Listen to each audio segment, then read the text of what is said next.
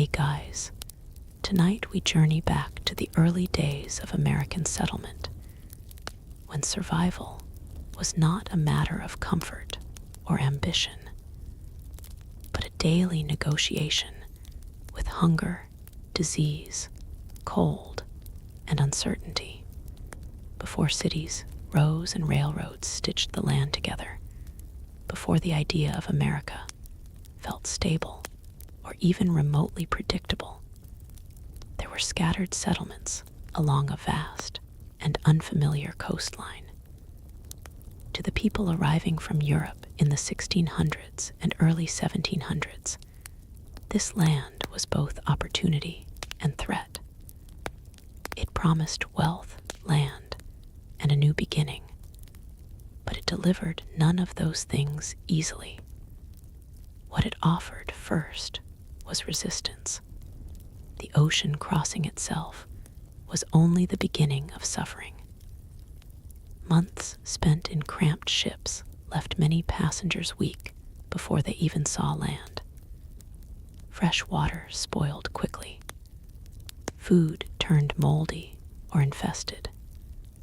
Illness spread in tight quarters where no one could escape the coughs, fever, and despair of others. By the time the first glimpse of the American coast appeared, many travelers were already half sick, exhausted, and emotionally drained. Yet even that sight, trees stretching endlessly, unfamiliar and dark against the horizon, brought both hope and fear. They were arriving somewhere that had no guarantee of survival. When settlers finally stepped onto shore, there were no welcoming towns waiting for them. In places like early Virginia and Massachusetts, what greeted them was wilderness so dense it felt almost deliberate in its hostility. Trees grew so thick that sunlight barely reached the ground. The air was heavy with insects. Rivers cut through landscapes with unpredictable force. Nothing looked arranged for human life, because in truth, it was. The earliest shelters were often nothing more than rough wooden frames covered with mud, straw, or whatever material could be gathered quickly. These structures leaked wind in winter and trapped heat in summer. Rain seeped through cracks, turning floors into mud. In some cases, families shared single-room huts with little separation between sleeping space, storage, and cooking fire. Privacy was not just limited, it was non-existent. Food was another constant struggle. The settlers arrived with limited supplies, expecting to rely on trade or quick farming success. But the soil was unfamiliar, and European farming methods did not immediately translate to this new environment. Crops failed often. Seeds brought across the ocean sometimes refused to grow at all. Even when harvests succeeded, they were rarely enough to sustain entire communities through harsh winters. Hunger became a quiet companion, not always dramatic, not always sudden, but persistent. A slow erosion of energy that shaped every decision.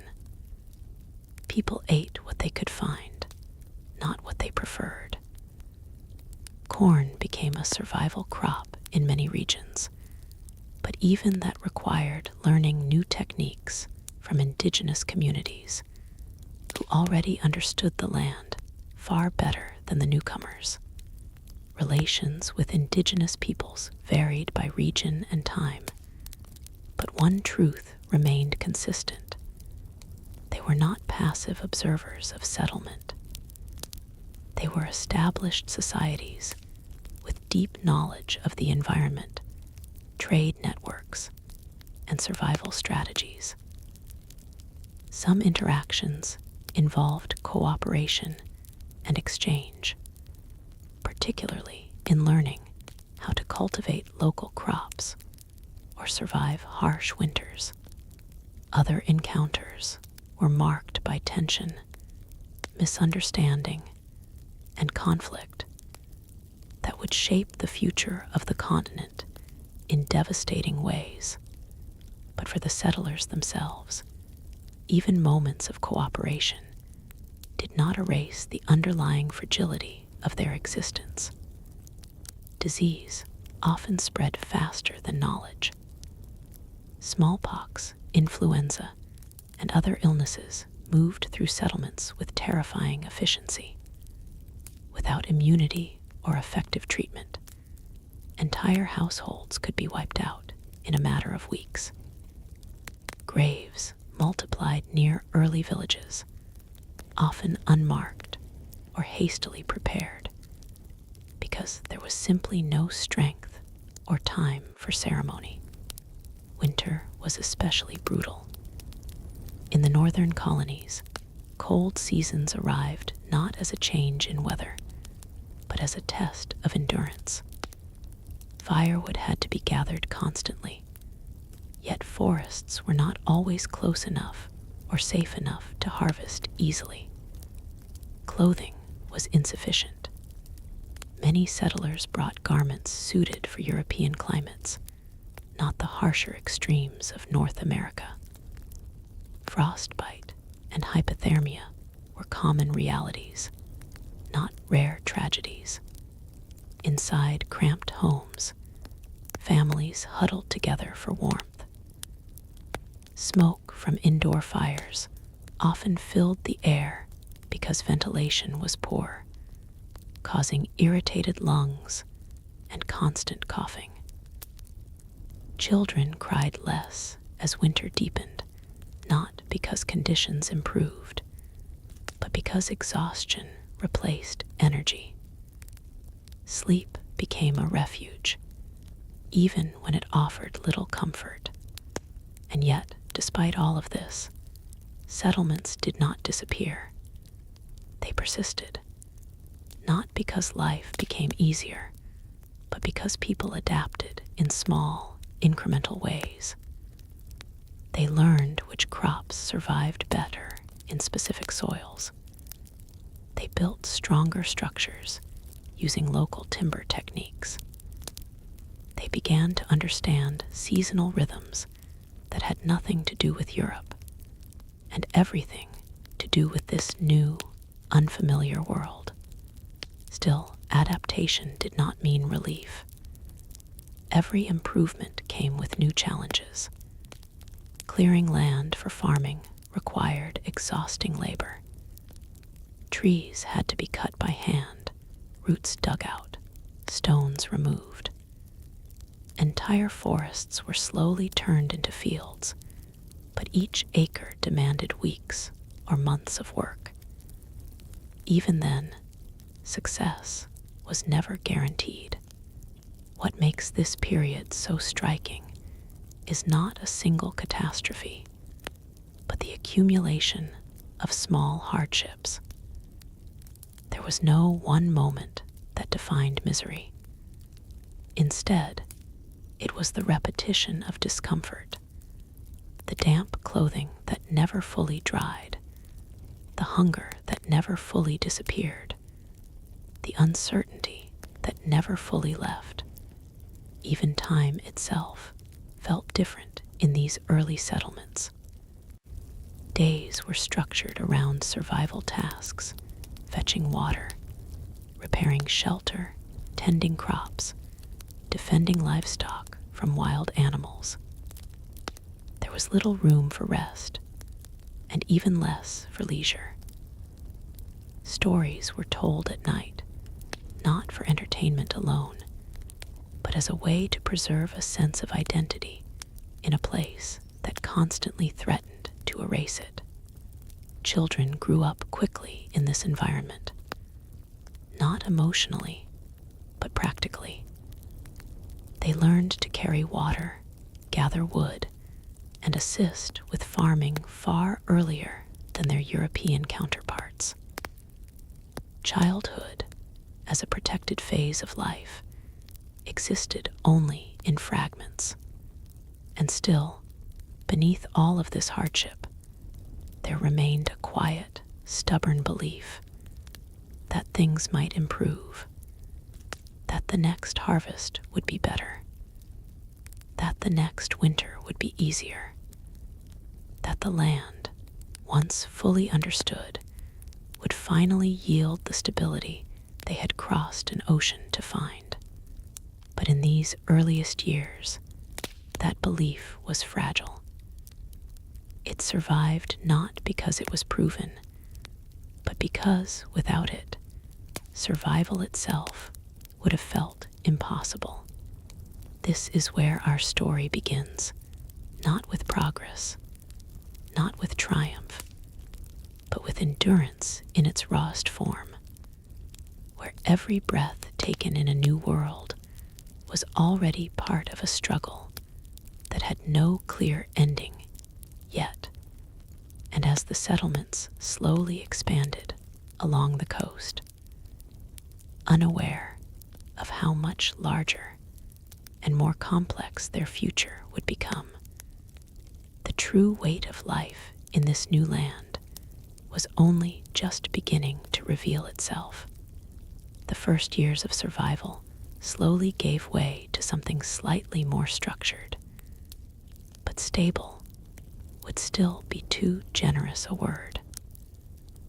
What emerged instead was a fragile routine built on uncertainty, where every improvement came with a hidden cost, and every small success was balanced by another form of hardship.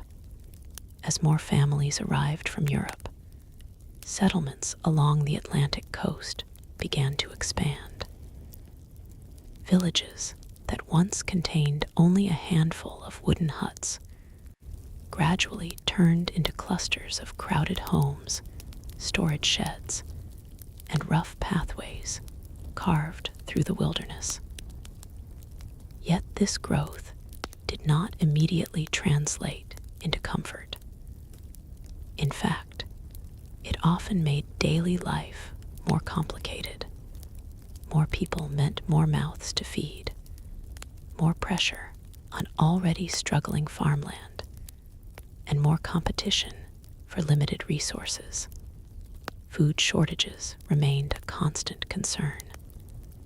Even when harvests improved, there was always the looming fear of what might happen if the next season failed. A single storm at the wrong time could destroy months of labor. A dry spell could ruin entire fields. Unlike in Europe, where long-established farming systems provided a degree of predictability, here everything felt experimental. Each season was a test, and failure was never far away. Settlers began to rely more heavily on barter and informal trade.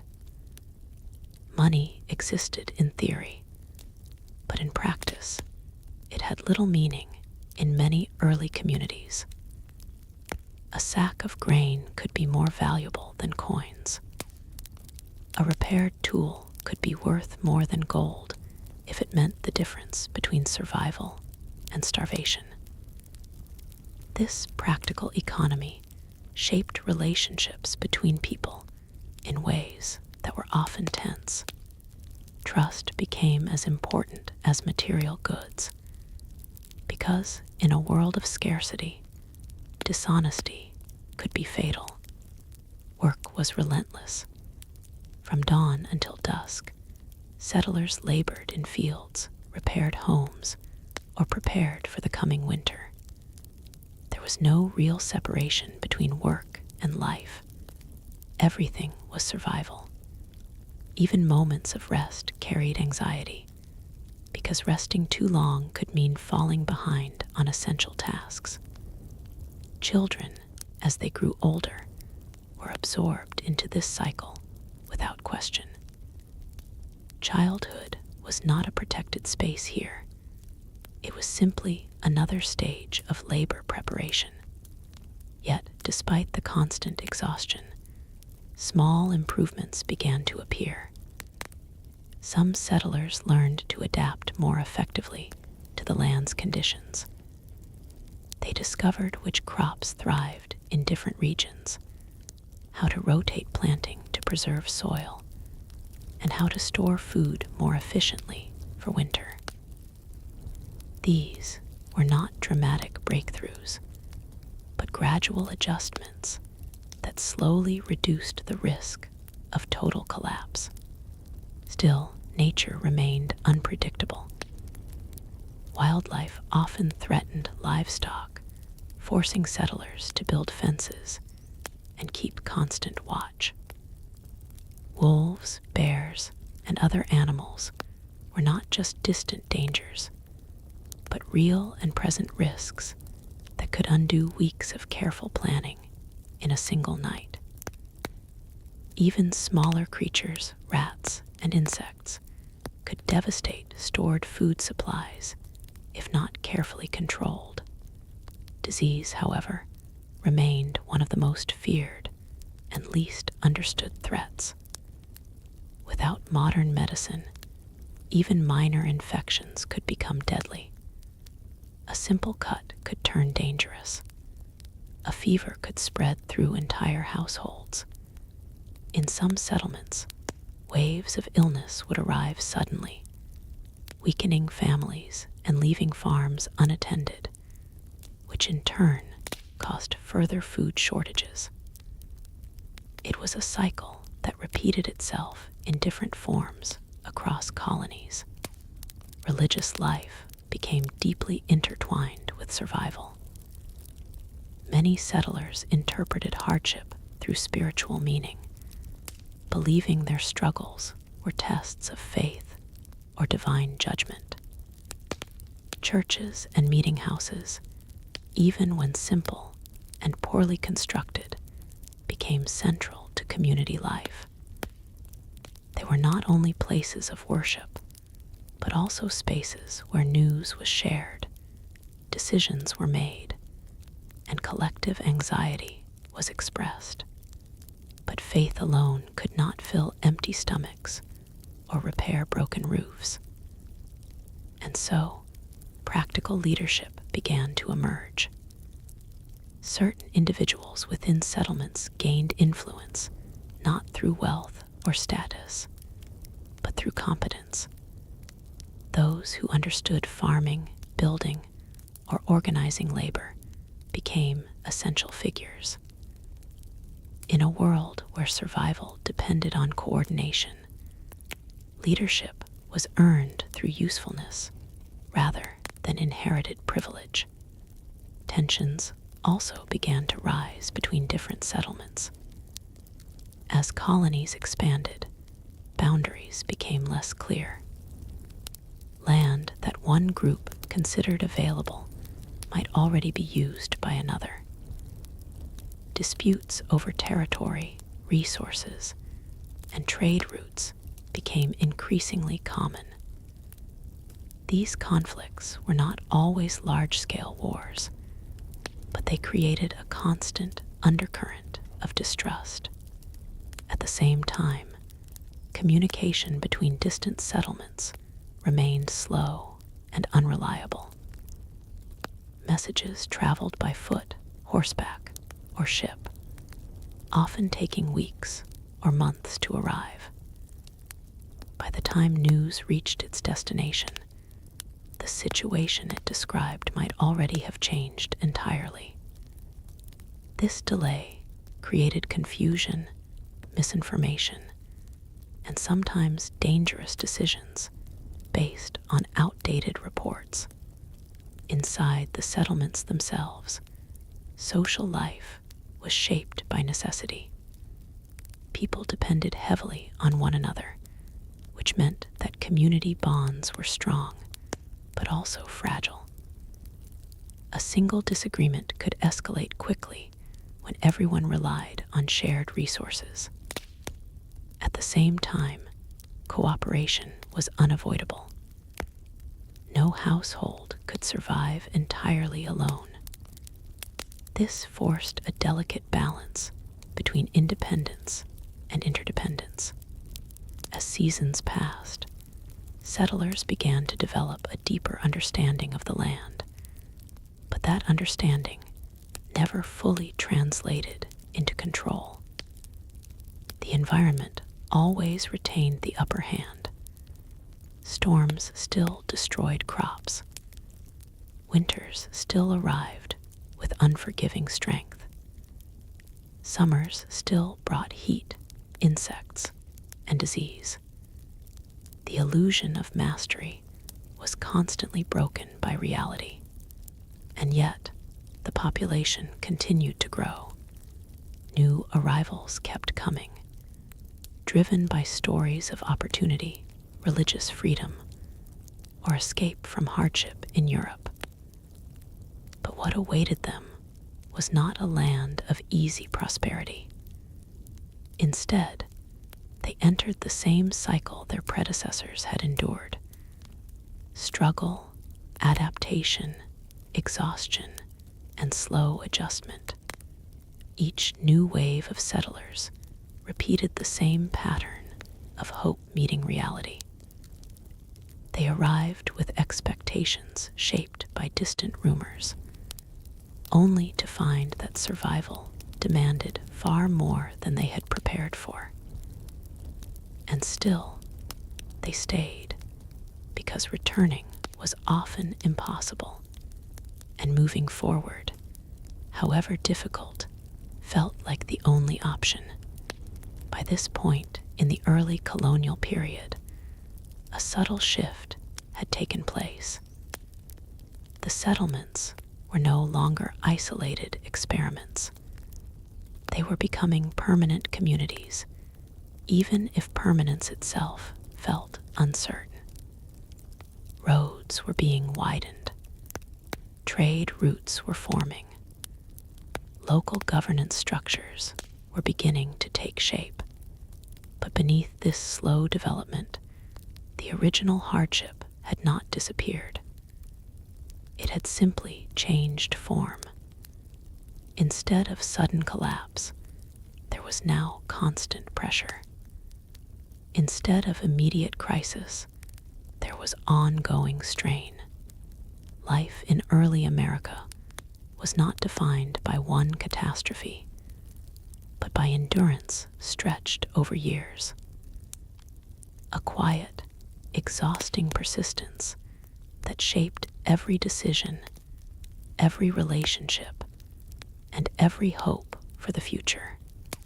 And as these fragile communities continued to grow along the coast, unaware of how much more expansion, conflict, and transformation lay ahead, the next phase of their struggle was already beginning to form. One that would test not just their ability to survive the land, but their ability to build something lasting within it. As the coastal settlements pushed further into permanence, the nature of hardship began to shift again. It was no longer only about surviving day to day. It became about sustaining entire communities over time. That subtle change created a new kind of pressure, less sudden than famine or storm, but far more constant, like a weight that never lifted.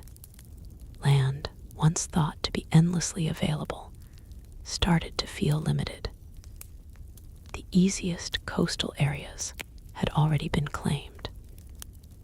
New settlers moving inland encountered different conditions: thicker forests, rougher terrain, and fewer established supply lines. Every mile away from the original settlements meant greater isolation and greater risk. The wilderness was no longer just something to endure. It was something that had to be actively reshaped. This expansion required labor on a scale many had not anticipated. Clearing land was slow and exhausting work.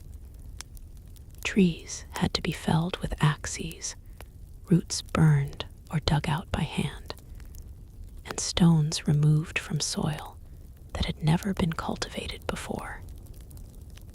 A single field could take months of effort before it produced anything usable. And even then, success was uncertain. Soil fertility varied dramatically, and many early attempts at farming inland failed repeatedly before any pattern was understood. As settlements spread outward, communication became even more strained. A message sent from one village to another could take days or weeks, depending on distance and weather. This delay meant that each community often had to make decisions independently, without knowing what others were experiencing. One settlement might be preparing for famine, while another, only a short distance away, was dealing with surplus. Yet, neither would know in time to help the other effectively. This isolation encouraged self-reliance, but it also increased vulnerability. When disaster struck, whether through disease, crop failure, or harsh weather, there was often no immediate support. Communities had to absorb shocks on their own, and when those shocks were severe, entire settlements could weaken rapidly before assistance ever arrived. Trade slowly began to connect these scattered groups, but it was still inconsistent and heavily dependent on seasons and geography. Rivers became crucial lifelines, serving as the main routes for transporting goods. Boats carried grain, tools, and messages between settlements, but river travel itself carried risks.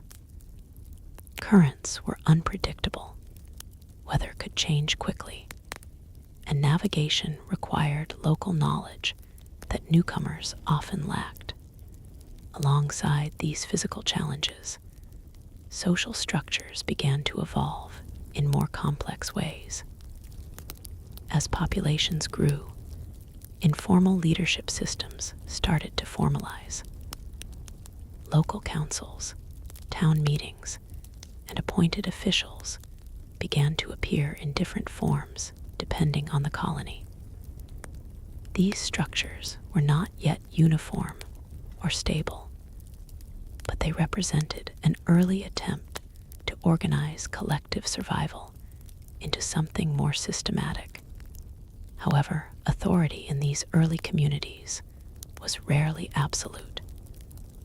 People were too dependent on one another for any single leader to impose control without cooperation. Decisions often had to be negotiated rather than commanded. This created a political environment that was constantly balancing between order and disagreement. Even small disputes over land boundaries, resource use, or trade could escalate if not carefully managed. Religious and cultural life continued to play a central role, but it also became more fragmented. Different groups carried different traditions, beliefs, and interpretations of their struggles. In some settlements, hardship was seen as a test of endurance. In others, it was viewed as punishment or purification. These beliefs influenced how people responded to suffering, shaping everything from work habits to community discipline. Yet, regardless of interpretation, suffering itself remained universal. There was no ideology that could eliminate cold winters, failed crops, or disease outbreaks. Even the most organized communities could be undone by a single bad season. And when that happened, The effects were not abstract, they were immediate and visible. Empty storage rooms, abandoned fields, families forced to ration food to the point of near starvation. Children born during this period grew up in a world where instability was normal. They learned early that comfort was temporary and that preparation was essential. Unlike in more established societies, there was little separation between learning and labor. Skills were passed down through constant participation rather than formal instruction. A child learned to survive by surviving alongside adults, not by being sheltered from hardship. As inland expansion continued, encounters with indigenous nations became more frequent and more complex. These were not isolated groups, but highly developed societies with their own systems of governance, trade, and territorial understanding. Some relationships involved exchange and cooperation, particularly in areas where knowledge of the land was shared. Indigenous expertise in navigation, agriculture, and seasonal patterns often proved essential to settler survival in unfamiliar regions. At the same time, misunderstandings and competing claims over land created tension that could not be easily resolved.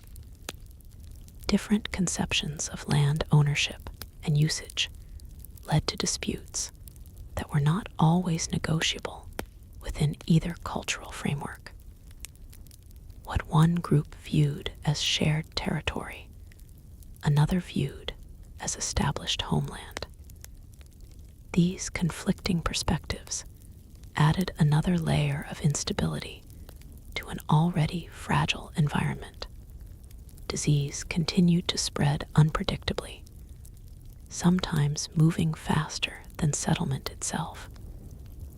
In some cases, entire regions experienced population declines due to outbreaks that settlers did not fully understand. Lack of medical knowledge meant that prevention was limited, and treatment was often ineffective. Communities responded with isolation, prayer, or traditional remedies, but outcomes remained uncertain. Despite all of this, expansion did not slow. If anything, it accelerated. The idea of available land continued to attract new arrivals, and each group brought its own expectations and strategies for survival. But every new settlement followed a familiar arc: arrival, struggle, adaptation, and endurance. The pattern repeated itself across different regions, creating a patchwork of communities, all facing similar challenges in slightly different forms. By this stage, early America was no longer just a collection of struggling outposts. It was becoming a network of interconnected settlements, each dependent on fragile systems of supply, communication, and cooperation. Yet, beneath that emerging structure, the same reality persisted. Life was still unpredictable, and survival was never guaranteed. And as these communities continued to push deeper into the continent, reshaping the land while being reshaped by it in return, a new set of challenges was already emerging. Ones that would test not only their physical endurance, but the very foundations of how these early societies were beginning to define themselves.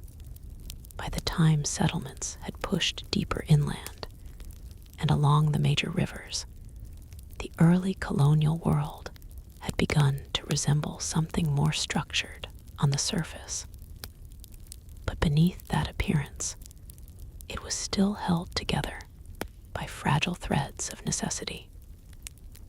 Every improvement created new complications, and every expansion introduced risks that earlier generations had not fully anticipated.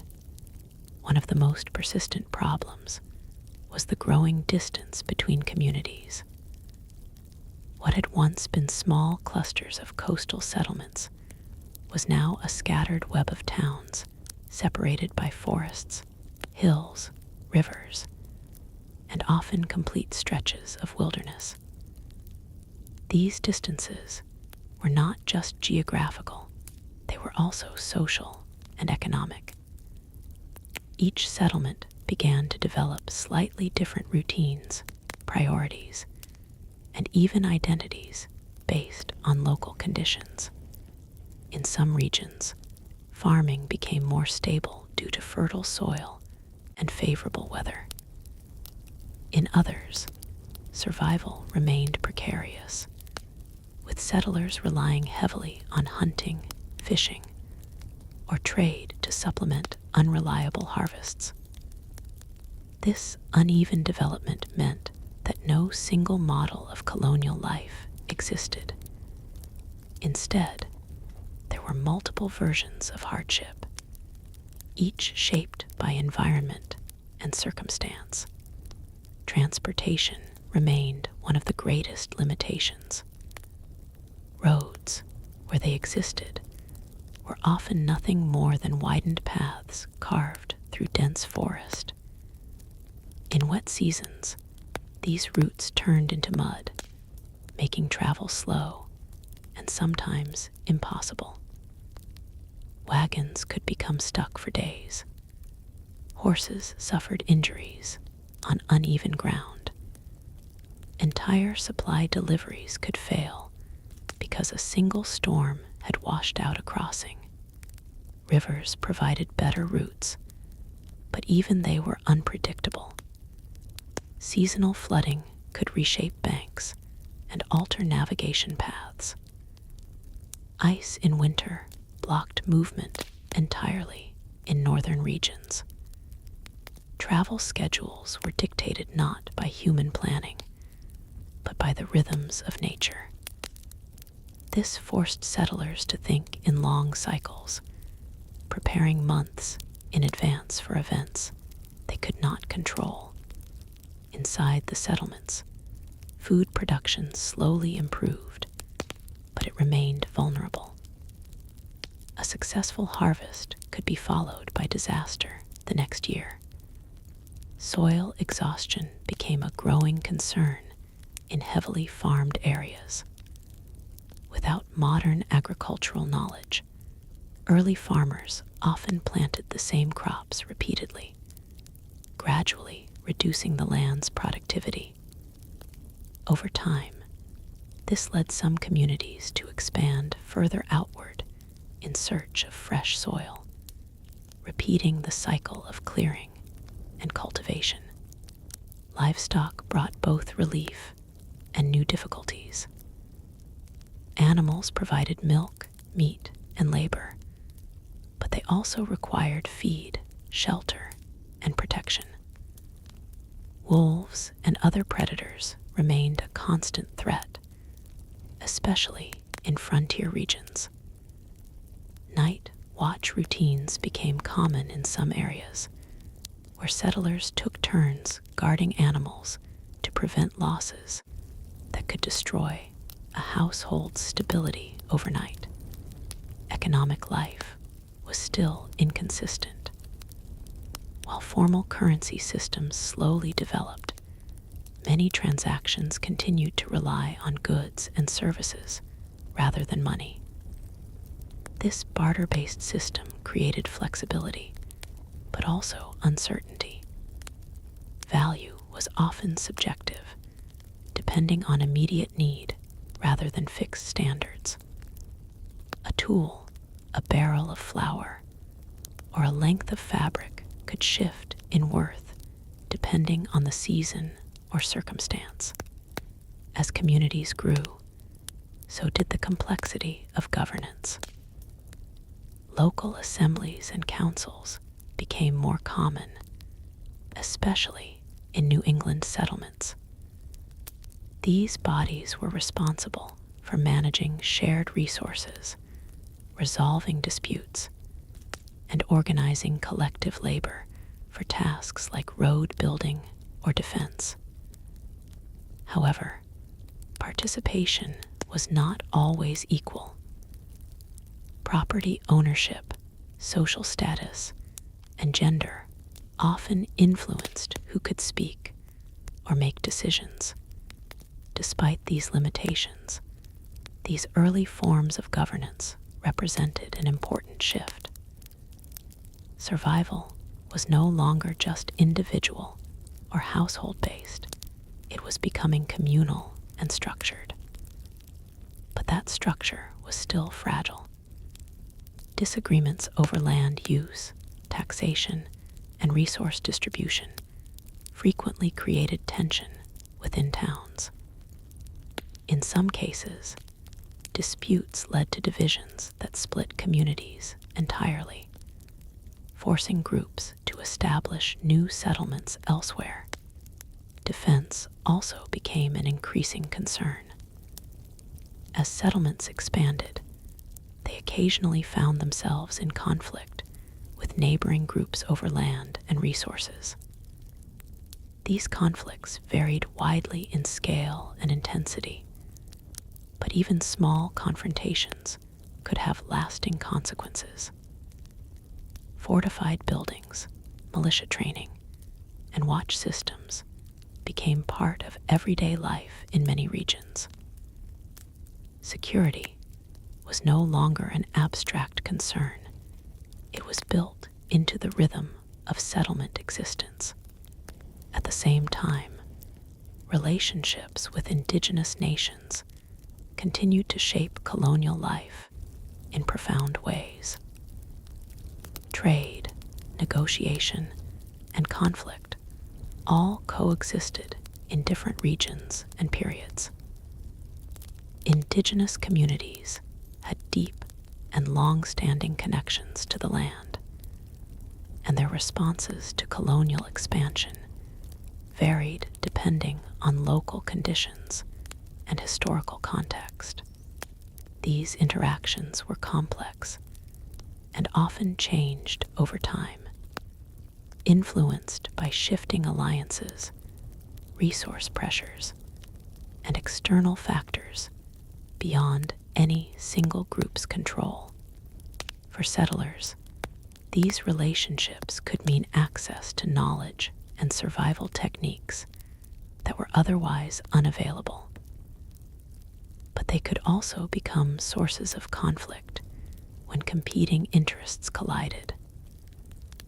The result was a constantly shifting landscape of cooperation and tension, where stability was never guaranteed.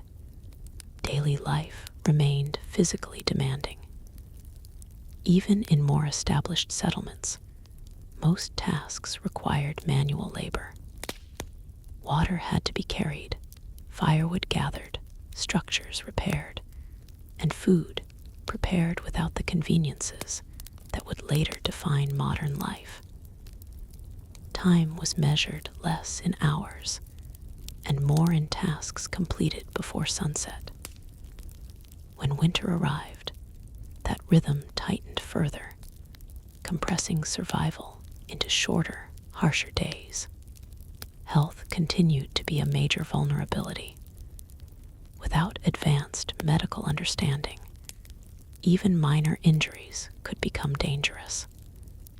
Childbirth carried significant risk. Illnesses spread quickly through crowded homes. Recovery depended more on natural resilience than effective treatment. In many communities, life expectancy was uncertain, and families often experienced repeated loss. Yet despite all of these pressures, Settlements did not just survive, they slowly transformed. Houses became sturdier, storage systems improved, community coordination became more efficient. Over time, patterns of life began to stabilize, even if only slightly. What had once been chaotic improvisation gradually turned into repeated practice. Still, this stabilization should not be mistaken for comfort. It was only a shift from extreme instability to managed difficulty.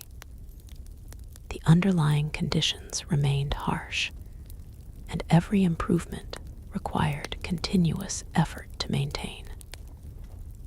A single failed harvest, harsh winter, or outbreak of disease could still undo years of progress. By now, early colonial life had entered a stage where endurance was no longer temporary, it was structural. Entire generations were born into a world where struggle was not an interruption of life, but its defining condition.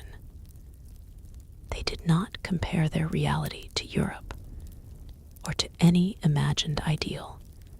They simply learned to navigate what existed around them.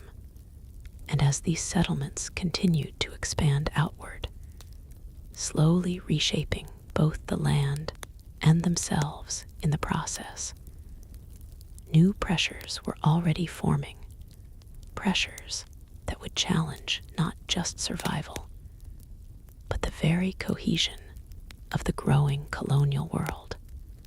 As the colonies expanded further, the idea of one shared colonial experience began to break apart completely. What had once been a loosely connected frontier was now a collection of very different worlds developing side by side. Each region shaped its own way of living based on soil, climate, available resources, and the constant pressure of survival. And with that diversity came a new problem: inequality of experience. Some settlements began to stabilize more noticeably than others. In areas with fertile land and reliable rainfall, farming gradually became less unpredictable. Families in those regions could begin planning beyond a single season. They could store surplus grain, repair homes more systematically, and even allow brief moments of rest that earlier generations rarely experienced.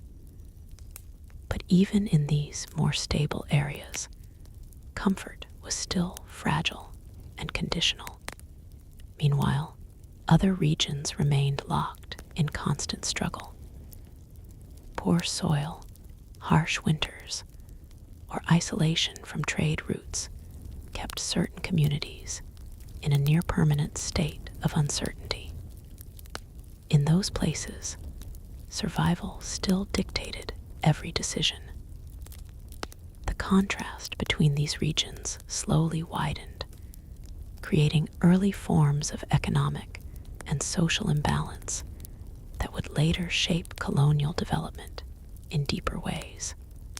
As production increased in some areas, trade networks became more important than ever.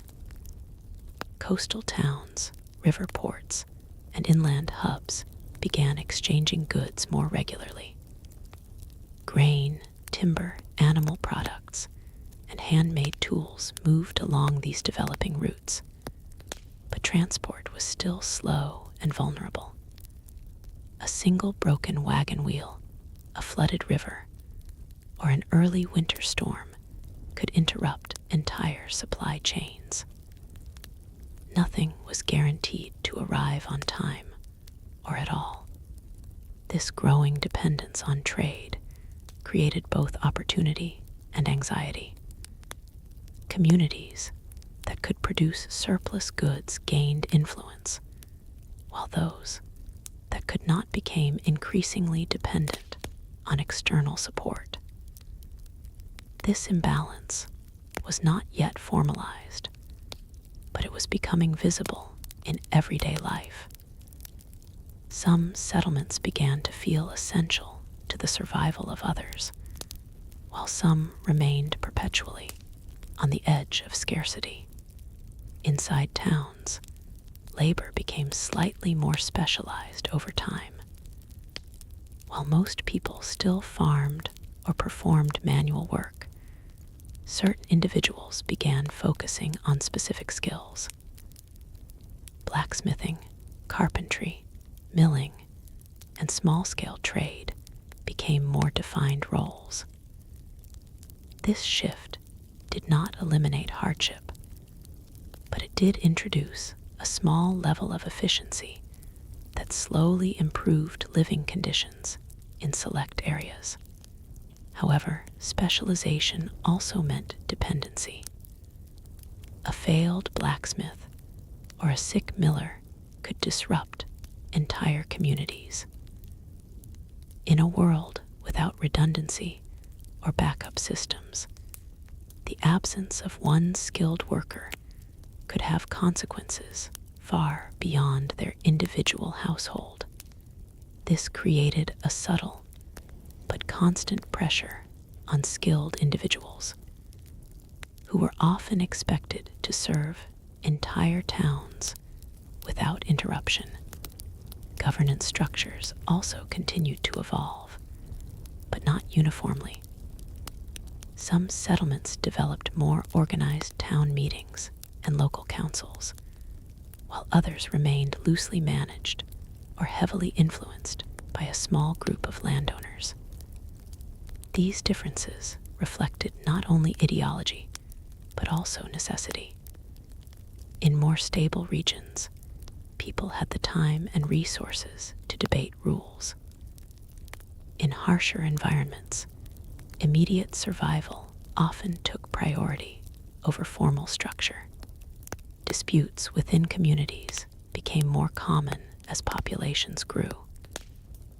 Land boundaries, resource distribution, and taxation, however informal, were frequent sources of tension. Because legal systems were still developing, many conflicts were resolved locally through negotiation, pressure, or community decision. This sometimes maintained peace, but it also meant outcomes were inconsistent and heavily dependent on local power dynamics. Religious and cultural life continued to play a stabilizing role in many settlements. Churches and meeting houses were still central gathering places, not just for worship, but for communication and coordination. Yet, even within shared religious frameworks, interpretations varied widely. Some communities emphasized discipline and strict adherence to rules, while others leaned more toward communal support and mutual aid. These differences occasionally created friction between neighboring settlements. At the same time, contact with indigenous nations remained an ongoing and complex reality. Trade, alliance, negotiation, and conflict continued to coexist in shifting patterns depending on region and circumstance.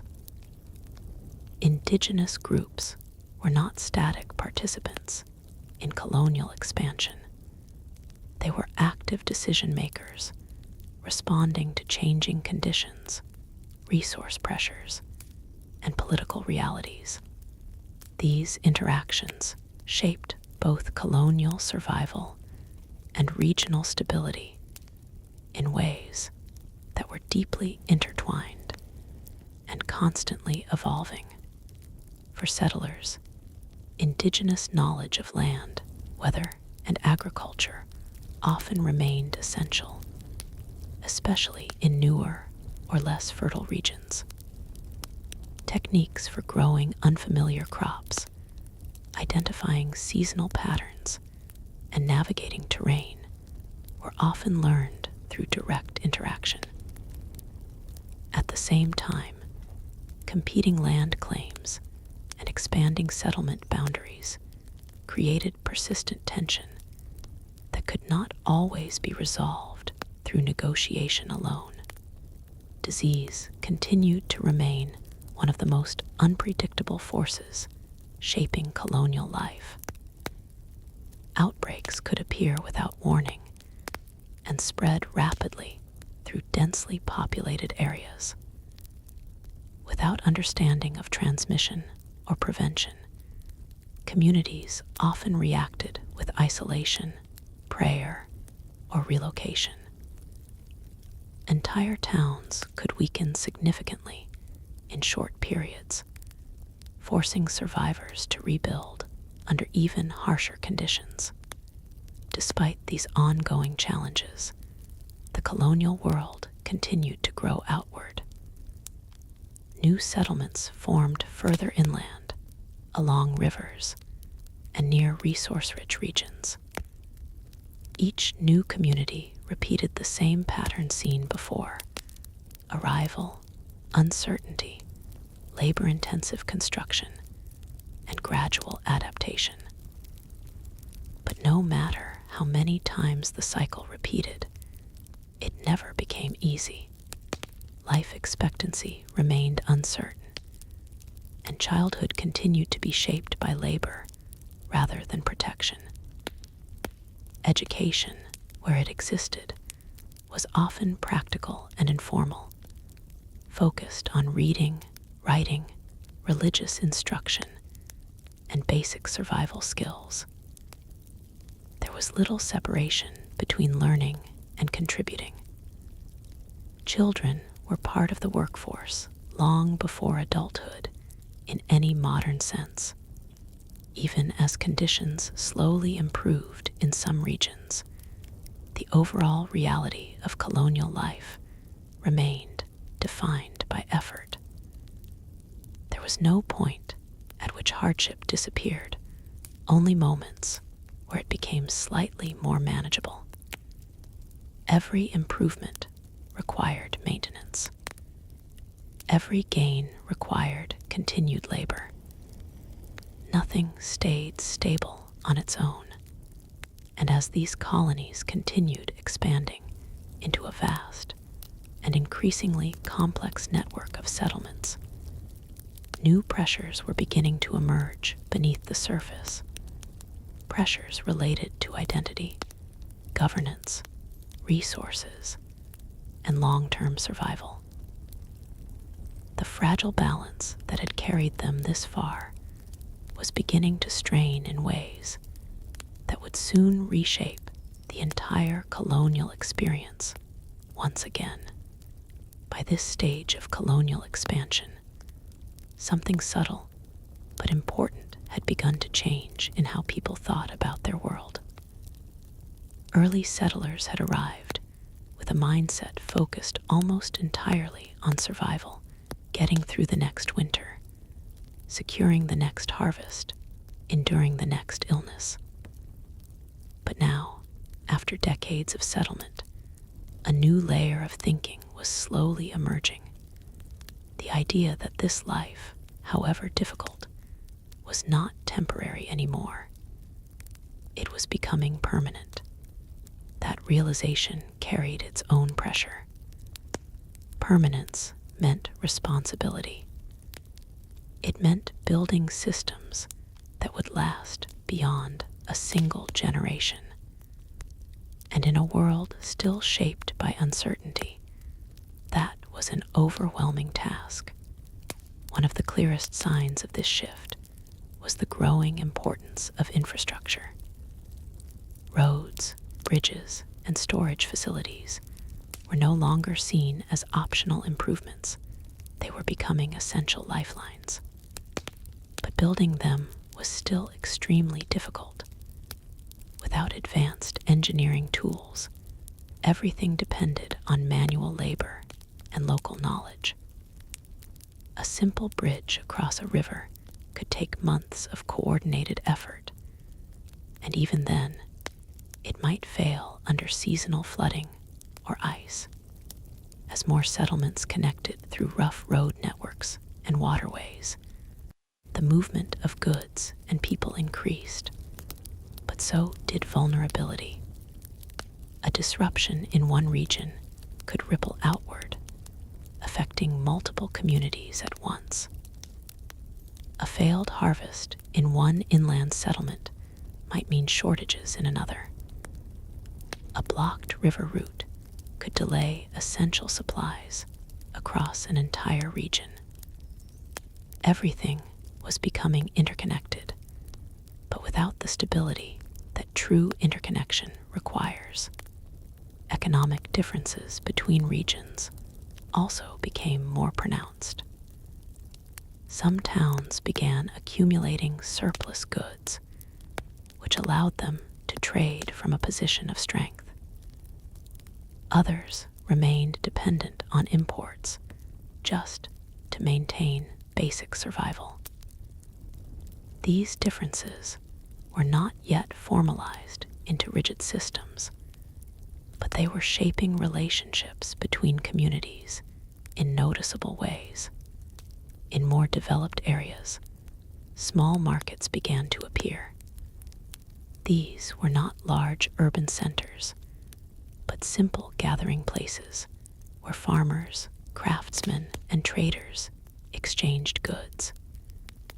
Even these modest markets represented a significant shift.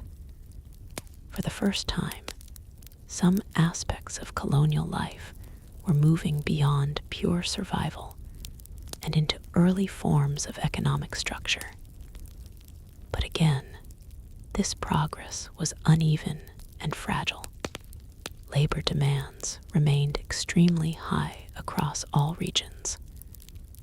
Even where conditions had improved, there was never a point where work stopped being necessary. Farming cycles, construction projects, seasonal preparations, and maintenance tasks filled nearly every available hour. The idea of free time still had very little meaning in most communities. Women and children continued to play central roles in sustaining daily life, often performing tasks that were essential, but rarely recorded in formal accounts. Cooking, weaving, food preservation, childcare, and small-scale farming were all critical to survival. Yet these contributions were often treated as extensions of household responsibility rather than separate forms of labor, despite being vital to the functioning of entire communities. Health conditions, while slowly improving in some settlements, remained precarious. Basic hygiene knowledge was inconsistent, and medical understanding was still extremely limited. In some areas, communities began to adopt better practices regarding cleanliness and food storage, which helped reduce certain illnesses. But epidemics still appeared unpredictably, and recovery depended heavily on natural resilience rather than effective treatment. The psychological toll of this environment is harder to measure, but equally important. Generations grew up in a world where instability was expected. Loss, whether of family members, crops, or entire homes, was not unusual. It was part of life's rhythm. This shaped attitudes toward risk, planning, and even emotion. People learned to endure rather than expect security. Yet even within this harsh environment, communities were slowly developing stronger identities. Settlements began to see themselves not just as temporary outposts, but as distinct towns with their own traditions, leadership styles, and local customs. Differences between regions became more noticeable over time, even among settlers who shared similar cultural origins. Religious life continued to provide structure, but it also began to reflect local conditions more strongly. In some places, religious gatherings focused heavily on discipline and moral order. In others, they emphasized survival, cooperation, and mutual support. These variations did not necessarily create conflict, but they did contribute to a growing diversity of thought across the colonies. Meanwhile, relationships with indigenous nations remained central to the functioning of colonial life in many regions. Trade networks, alliances, and conflicts all influenced settlement stability.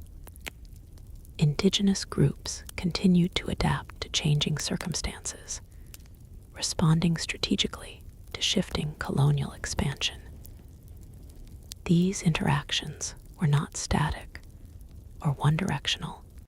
They evolved continuously, shaped by local conditions and broader political pressures. For settlers moving into new territories, indigenous knowledge often remained essential for survival. Understanding local ecosystems, seasonal cycles, and agricultural conditions could determine whether a settlement succeeded or failed.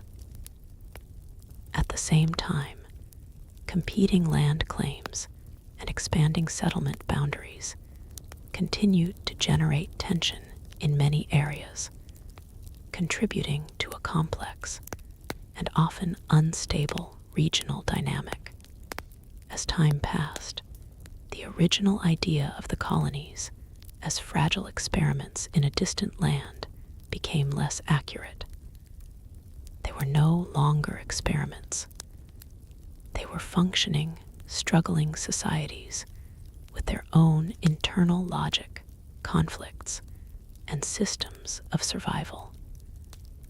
But that transformation did not make life easier.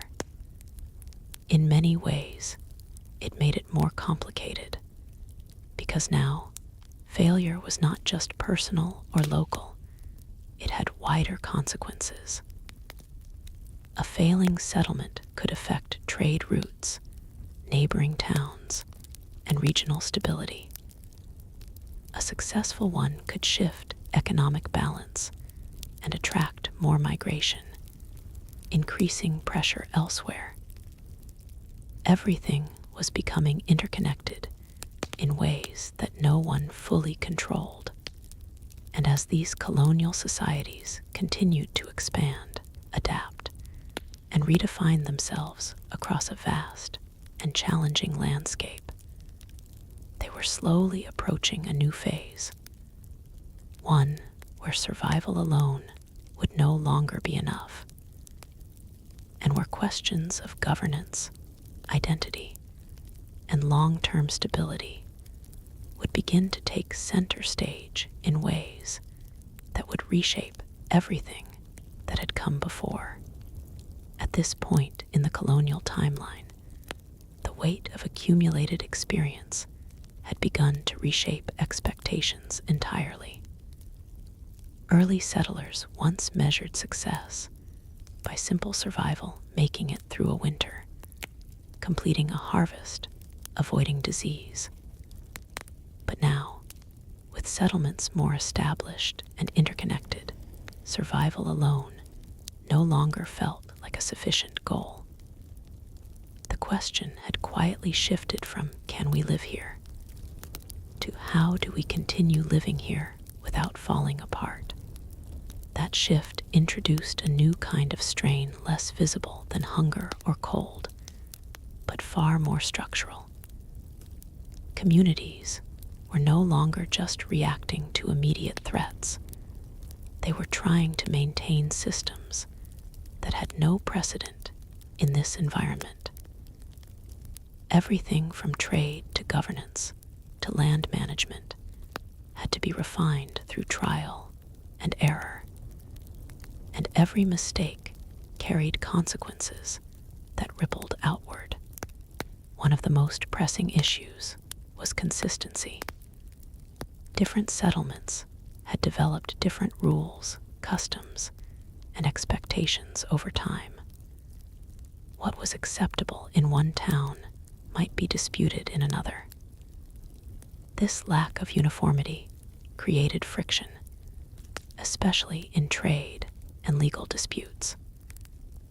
A contract or agreement made in one settlement might not be fully recognized in another, leading to confusion and tension that could not always be easily resolved.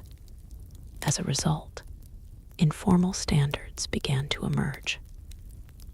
Not formal laws in the modern sense, but shared understandings that helped stabilize interaction between communities. These were often shaped by necessity rather than agreement, slowly forming through repeated exchange and negotiation. Over time, they became the invisible framework that allowed the colonies to function as more than isolated pockets of survival. At the same time, population growth continued steadily, driven by both natural increase and continued arrival from abroad. New settlers added energy and labor to the colonies, but they also added pressure. More people meant more demand for land, food, and resources. In already strained regions, this often led to overcrowding or forced expansion into less hospitable areas. This expansion created a repeating cycle. Established settlements would grow until resources became stretched. Then new communities would branch off into nearby wilderness, repeating the same difficult process of clearing land, building shelters, and establishing food production from scratch. Each cycle carried forward the lessons of the past, but it also repeated many of the same struggles. Land ownership became an increasingly important issue. What began as informal claims based on use gradually turned into more structured systems of property. However, these systems were not uniform across regions, and disputes over boundaries were common.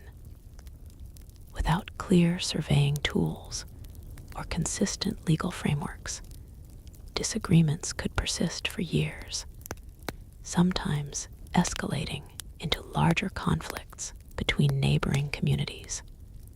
Labor remained the foundation of everything. Even in more developed settlements, most people lived in a constant rhythm of physical work. The day began with tasks tied to survival and ended with preparation for the next day's demands. Tools improved slightly over time, and techniques became more efficient, but the overall burden of work never truly disappeared.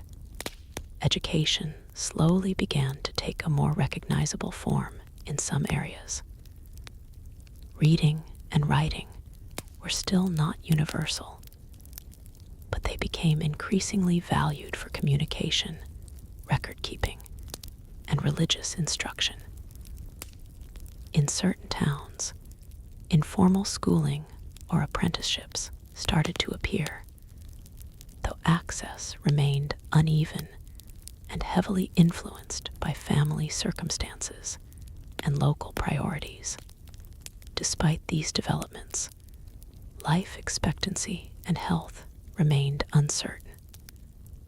Medical understanding was still limited, and communities relied heavily on practical experience rather than formal knowledge. Remedies varied widely, and outcomes were unpredictable. A condition that was survivable in one case might be fatal in another, depending on timing, environment, and general health. Religious and moral frameworks continued to provide structure, but they also adapted to local conditions. In some regions, religious institutions became central organizing forces, helping to coordinate aid, distribute resources, and maintain social order. In others, they remained more focused on spiritual guidance and community identity. In all cases, they reflected the growing complexity of colonial life. Indigenous relations continued to shape regional realities in deeply important ways. Trade networks, alliances, and conflicts all influenced how settlements developed. Indigenous nations were actively engaged in their own strategies for survival and adaptation, responding to changing territorial pressures and shifting economic conditions. These interactions remained dynamic, often changing direction depending on local leadership and circumstances. For settlers moving deeper into the continent, indigenous knowledge continued to be a critical factor in survival. Understanding terrain, climate patterns, and seasonal resources often made the difference between success and failure in new settlements. At the same time, competing visions of land use and ownership continued to create tension that could not always be resolved through negotiation alone. By now, the colonies had become something more than scattered experiments in survival. They were evolving into a complex, interdependent system of communities, still fragile, still uneven, but increasingly structured. Yet this structure was not stable in the way later societies would understand stability. It was constantly under construction, constantly being adjusted, and constantly at risk of disruption. And as this system continued to grow outward, stretching across vast distances and diverse environments, a deeper challenge was beginning to take shape beneath the surface. It was no longer just about surviving the land or even organizing settlements.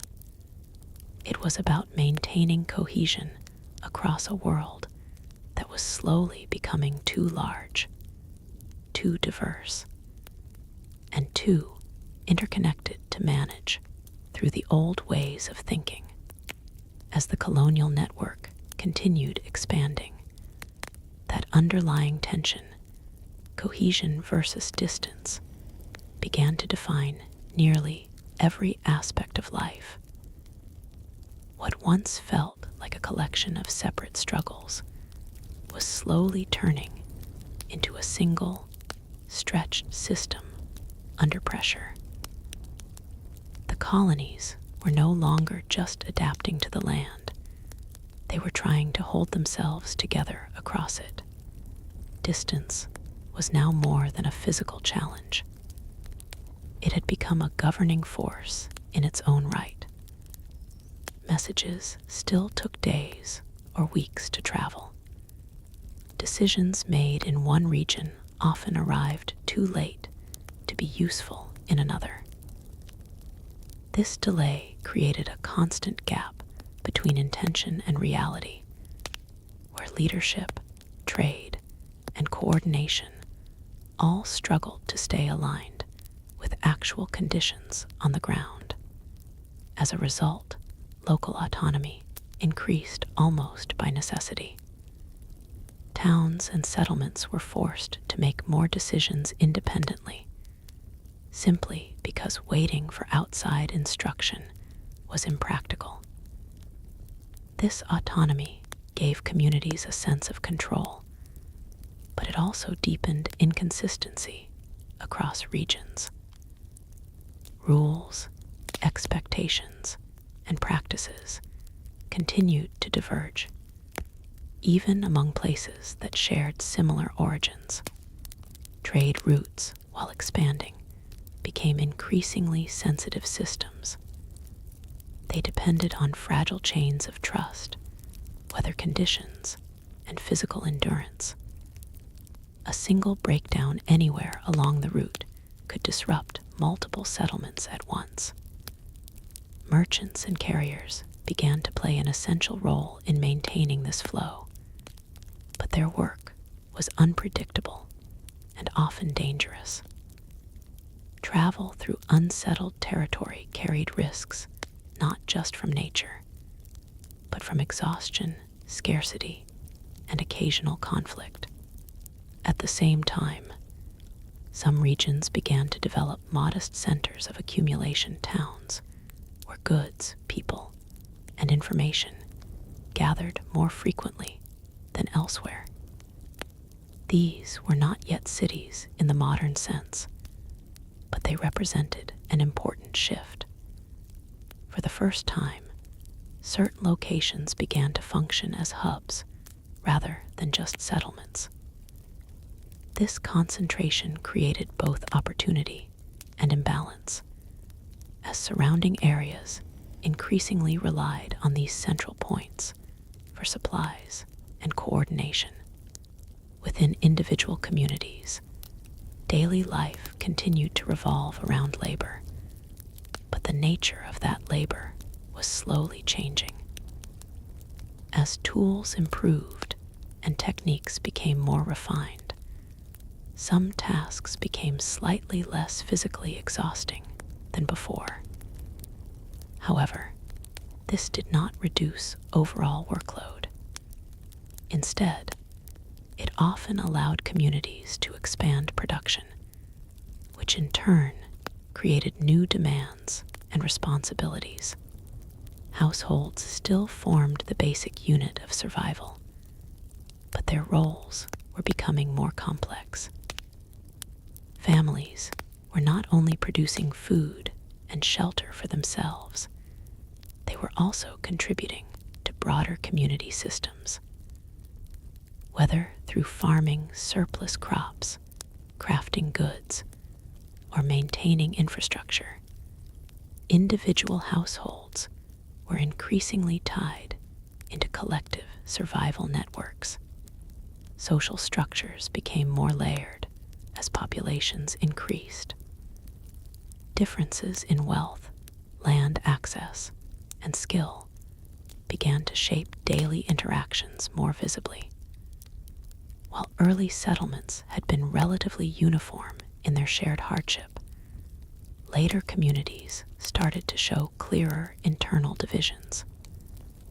These divisions were not always rigid, but they influenced opportunity, responsibility, and influence within towns. Education and literacy, where present, began to play a more significant role in shaping these differences. The ability to read, write, and manage records became increasingly valuable for trade, governance, and religious life.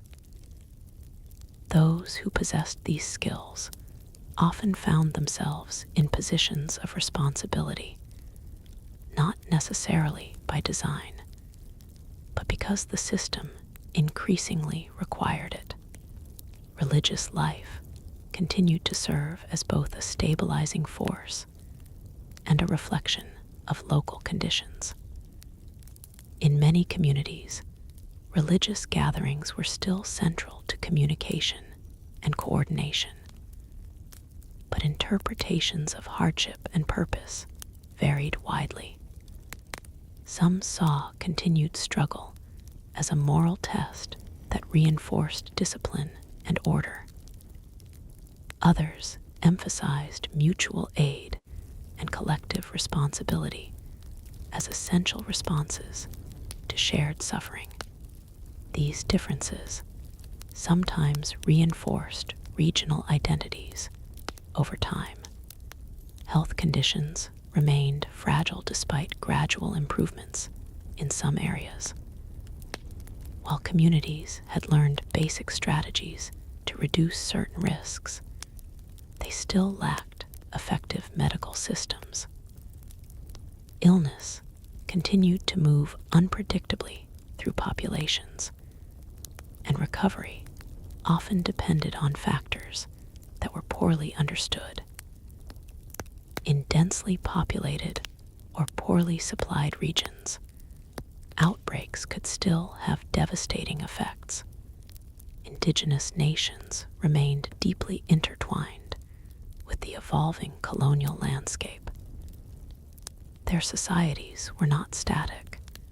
They continued to adapt, negotiate, and respond to shifting conditions.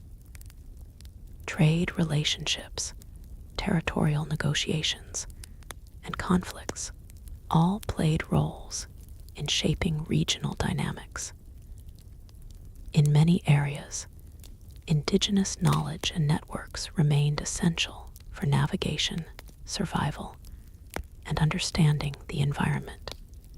However, as colonial expansion continued, pressure on land and resources intensified. This created increasingly complex interactions, where cooperation and conflict often existed side by side, sometimes even within the same regions over time. These relationships were shaped by local circumstances and broader patterns of change that affected all communities in different ways.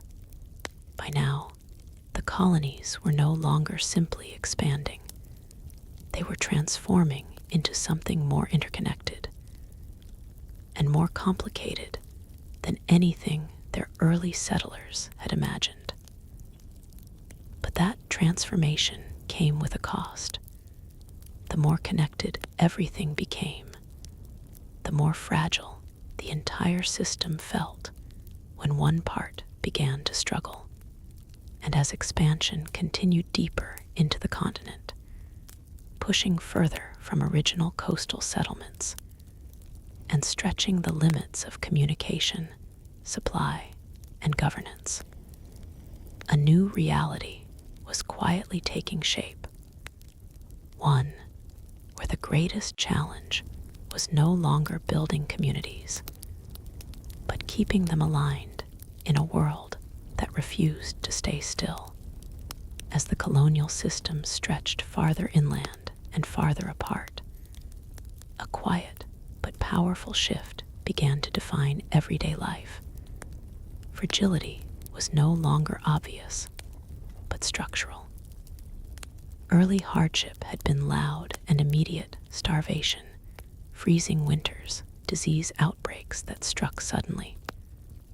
But now, as settlements became more established, instability became slower, more distributed, and harder to see until it was already unfolding. Communities were increasingly dependent on long chains of supply and cooperation, even if they did not fully recognize it. A farm in one region might feed a town several days away. A workshop in another might produce tools that kept distant fields operational. Timber, grain, livestock, and crafted goods all moved through these expanding networks. But unlike modern systems, there was no buffer, no reserve capacity strong enough to absorb major disruption. Everything operated close to the edge. When one link in that chain weakened, whether through bad harvests, blocked routes, or local conflict, the effects did not stay contained. Shortages appeared elsewhere, sometimes far from the original problem. By the time the cause was understood, the consequences were already spreading. This created a constant background anxiety in many settlements, even during periods that appeared outwardly stable.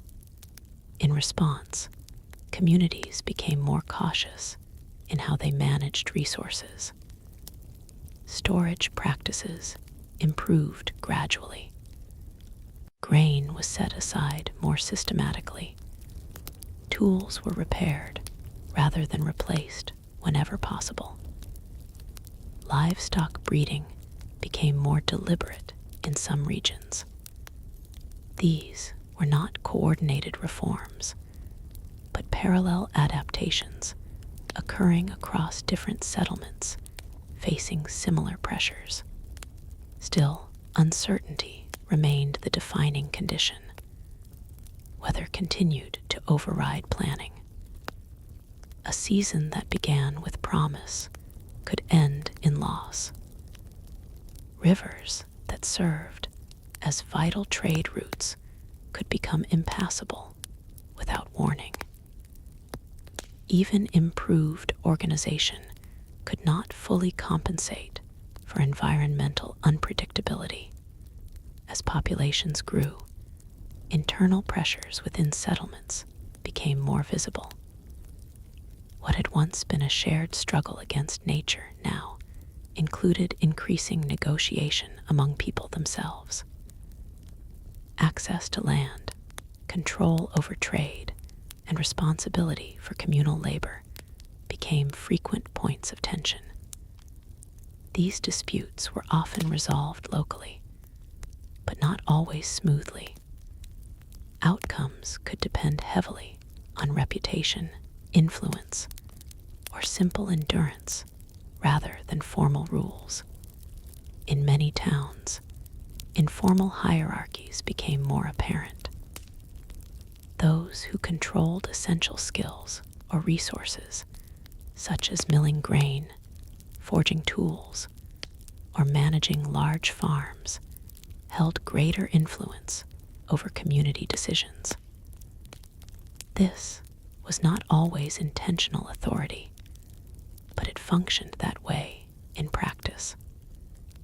Survival systems naturally elevated those who could most reliably contribute to stability. At the same time, mobility between settlements slowly increased. Families and individuals sometimes relocated in search of better land or improved conditions. These movements carried both opportunity and disruption. New settlements could grow quickly if conditions were favorable, but they also inherited the same cycle of uncertainty: clearing land, building infrastructure, and surviving the first difficult years with limited support. Education and literacy continued their gradual expansion in some areas, though unevenly.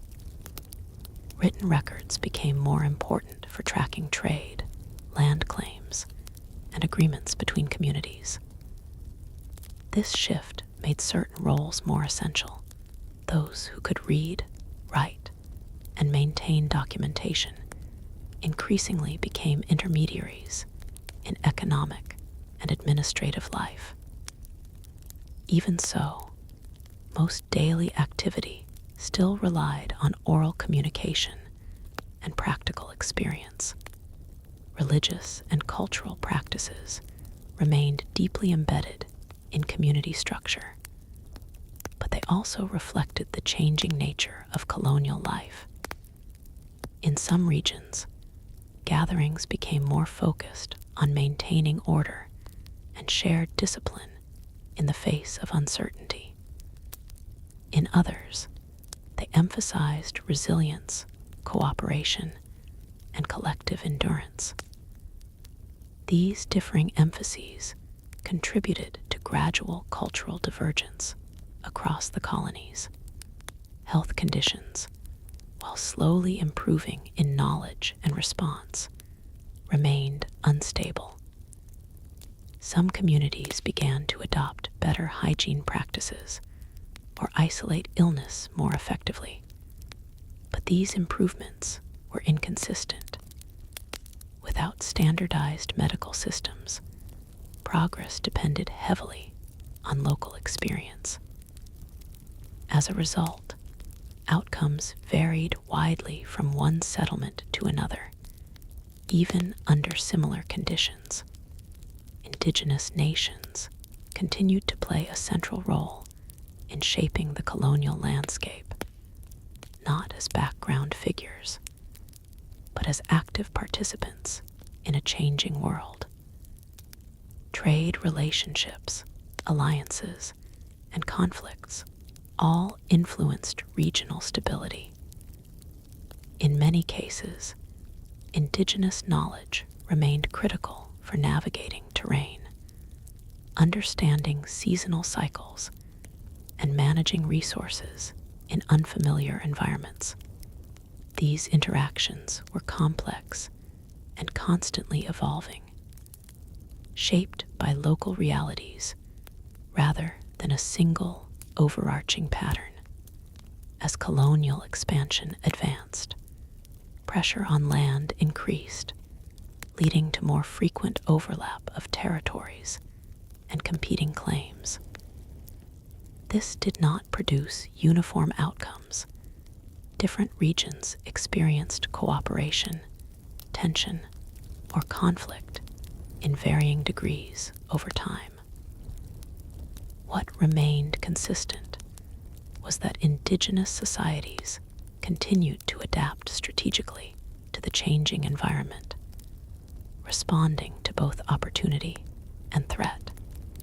By this point, the colonies had developed into something far more complex than their original form. They were no longer isolated settlements struggling independently for survival. They had become an interconnected but uneven system, where each part depended on others in ways that were not always visible until something went wrong. And as this system continued to expand deeper into the continent, stretching farther from its origins and becoming more difficult to coordinate as a whole, a new kind of challenge was emerging, one that was not about survival against nature alone, but about managing a growing society whose size and complexity were beginning to exceed the limits of its early foundations. By now, the colonial world had entered a stage where its greatest difficulty was no longer simply scarcity, but coordination.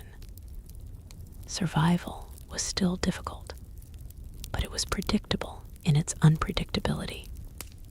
Everyone understood that winters would come, crops might fail, and disease could return.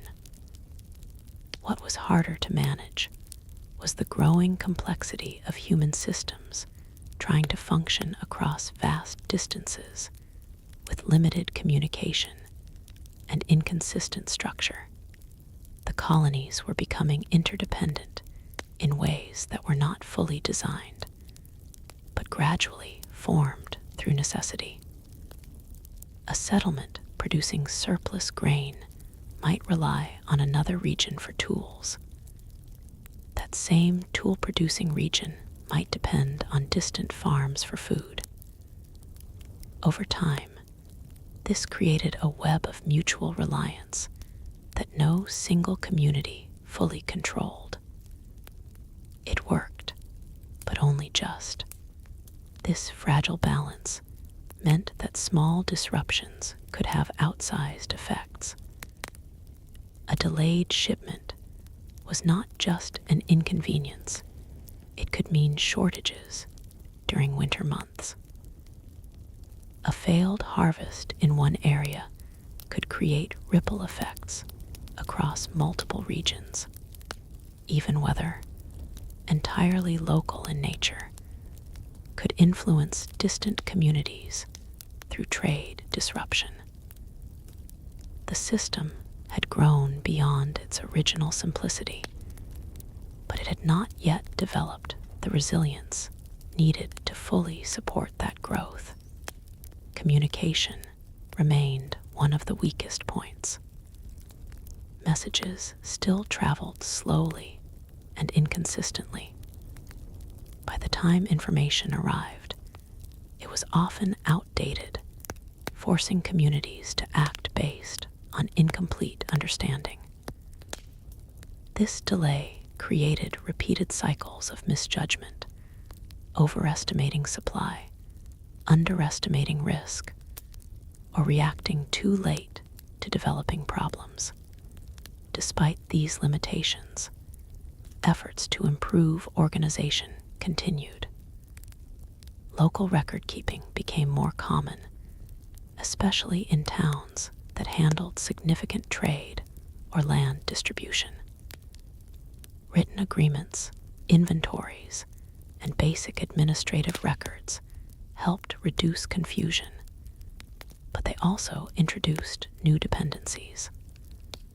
The more structured the system became, the more it relied on accuracy, and accuracy was difficult to maintain in such unstable conditions.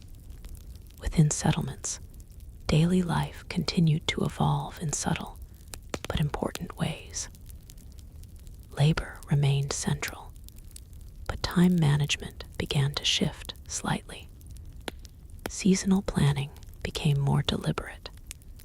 Communities started to think in terms of cycles beyond immediate survival, planting schedules, trade periods, and preparation phases for winter. This did not reduce hardship, but it added a layer of anticipation that slowly changed how people organized their lives. Population growth added further pressure. As families expanded and new settlers arrived, land became increasingly contested and valuable. Even in areas that once seemed abundant, boundaries between farms and communities grew more defined. Disputes over property lines, resource access, and inheritance became more frequent. These conflicts were often resolved locally, but they reflected a broader structural tension. There was only so much usable land within reach of each settlement. In response, some communities began pushing further into less familiar territory. This expansion was not always coordinated or planned.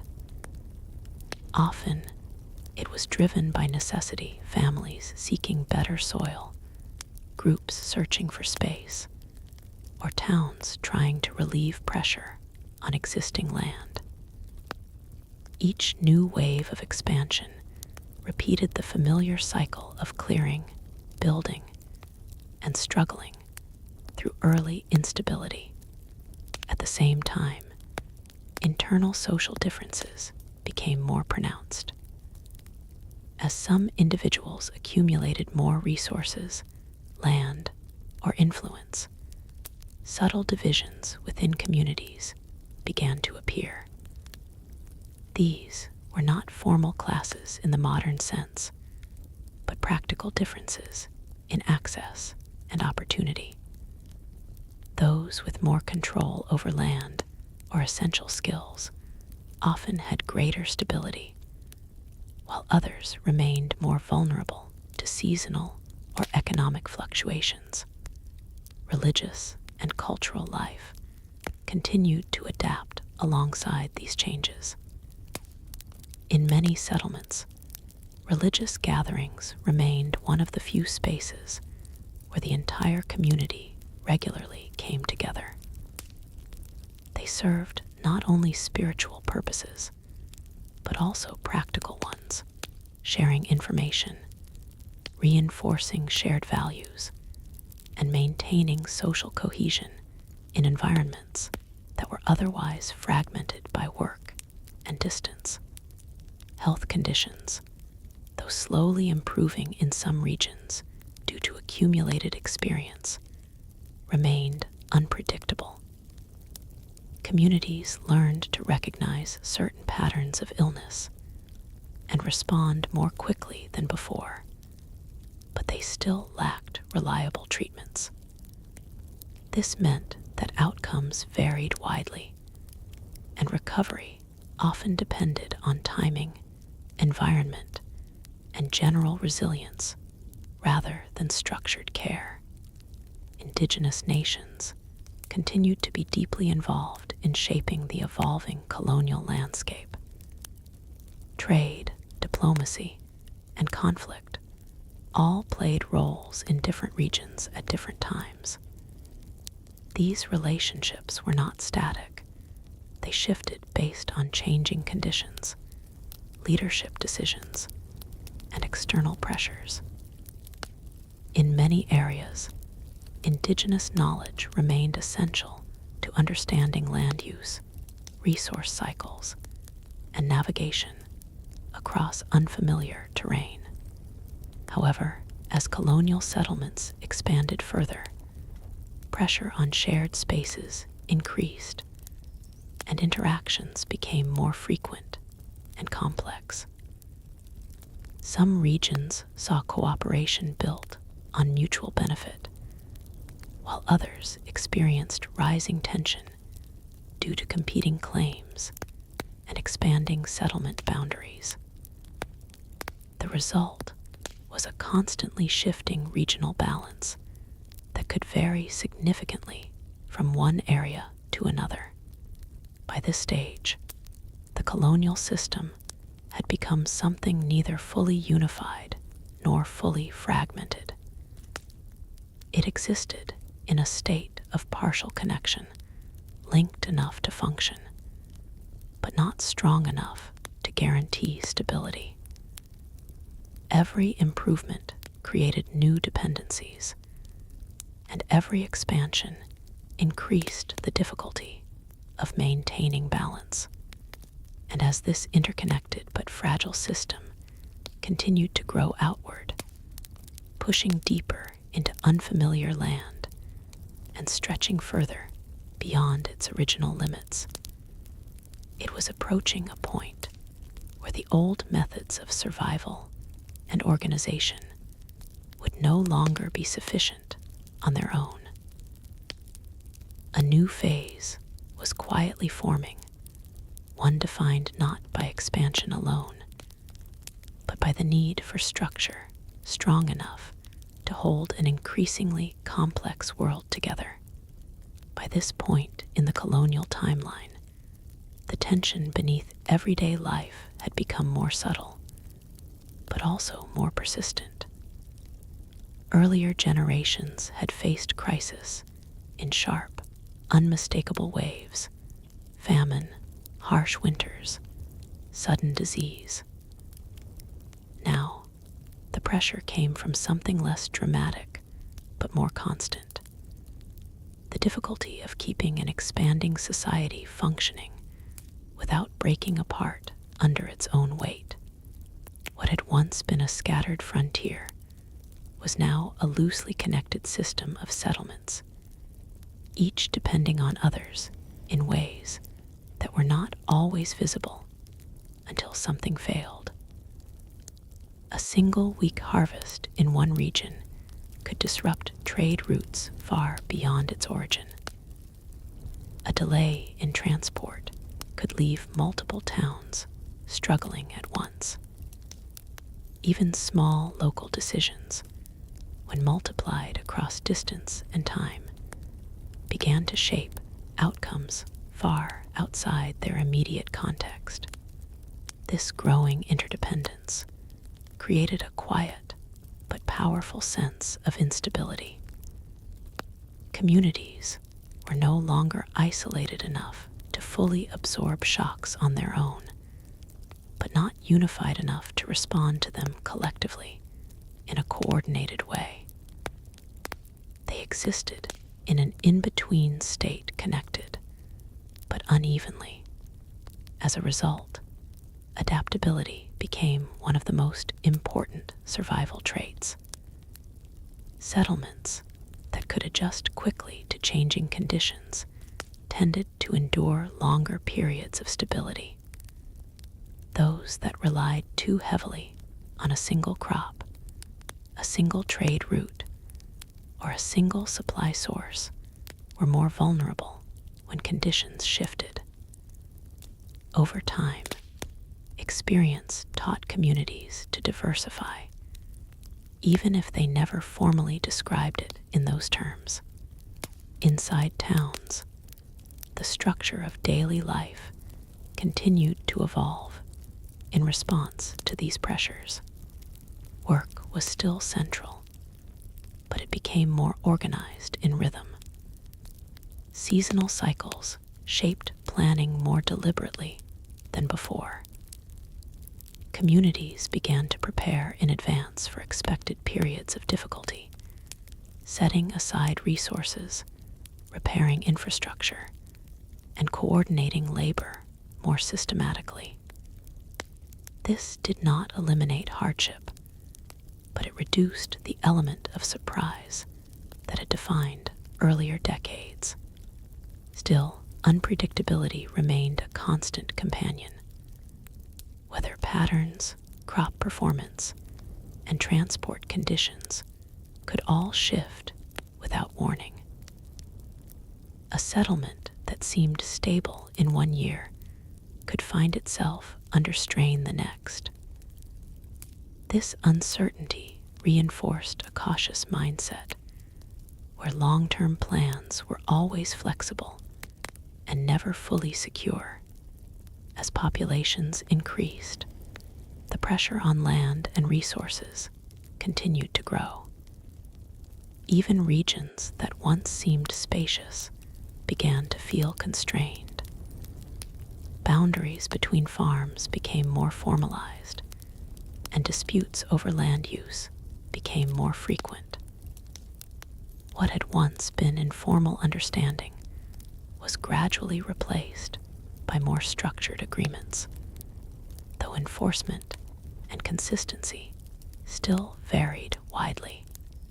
Migration within the colonies also increased.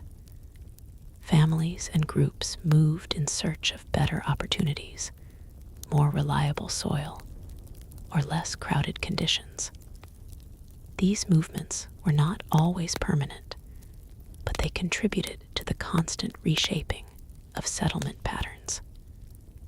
New communities formed, while others weakened or were absorbed into larger neighboring towns. The colonial landscape was not fixed. It was constantly reorganizing itself. Within this shifting environment, social relationships also became more layered. Differences in access to land, tools, and trade opportunities began to shape daily life more visibly. While everyone still depended on shared survival systems, not everyone experienced those systems in the same way. Some households could store surplus resources and plan ahead, while others lived closer to the edge of scarcity. Education and literacy continued to spread slowly in certain regions, especially where trade and governance required written records. The ability to read and write increasingly functioned as a practical skill rather than a rare exception, though it was still far from universal. Those who possessed it often became essential intermediaries in communication, trade, and local administration. Religious life remained a central stabilizing force, but it also reflected the growing diversity of colonial experience. In some communities, it reinforced strict order and discipline, offering structure in an unpredictable world. In others, it emphasized mutual support and communal responsibility. In all cases, it continued to serve as one of the few institutions capable of bringing entire settlements together on a regular basis. Health conditions, while gradually improving in understanding through accumulated experience, still lacked reliable solutions. Communities became better at recognizing certain patterns of illness and responding more quickly, but outcomes remained uncertain. Disease still had the power to disrupt entire regions, especially in densely populated or poorly supplied areas. Indigenous nations remained central to the broader reality of the continent. Their societies continued to adapt dynamically to changing conditions, engaging in trade, negotiation, and conflict depending on regional circumstances. These relationships were not uniform. They varied widely across time and place, shaped by local leadership, resources, and external pressures. In many regions, indigenous knowledge continued to play a crucial role in shaping survival strategies for settlers, particularly in unfamiliar or expanding territories. At the same time, increasing settlement expansion placed growing pressure on land use and regional balance, leading to more complex interactions that evolved continuously over time. By now, the colonial system had become deeply interwoven, but still uneven. It was no longer a collection of isolated attempts at survival, but it was not yet a fully stable society either. It existed in a long transitional state, held together by necessity, shaped by adaptation, and constantly tested by conditions that remained beyond full control. And as this system continued to stretch further across the continent, expanding in scale and complexity, it was approaching a threshold where its old patterns of survival and organization would no longer be enough to sustain it. The question was no longer just how to endure the land, but how to manage a growing world that was becoming too large, too connected, and too complicated to rely on the methods that had carried it this far.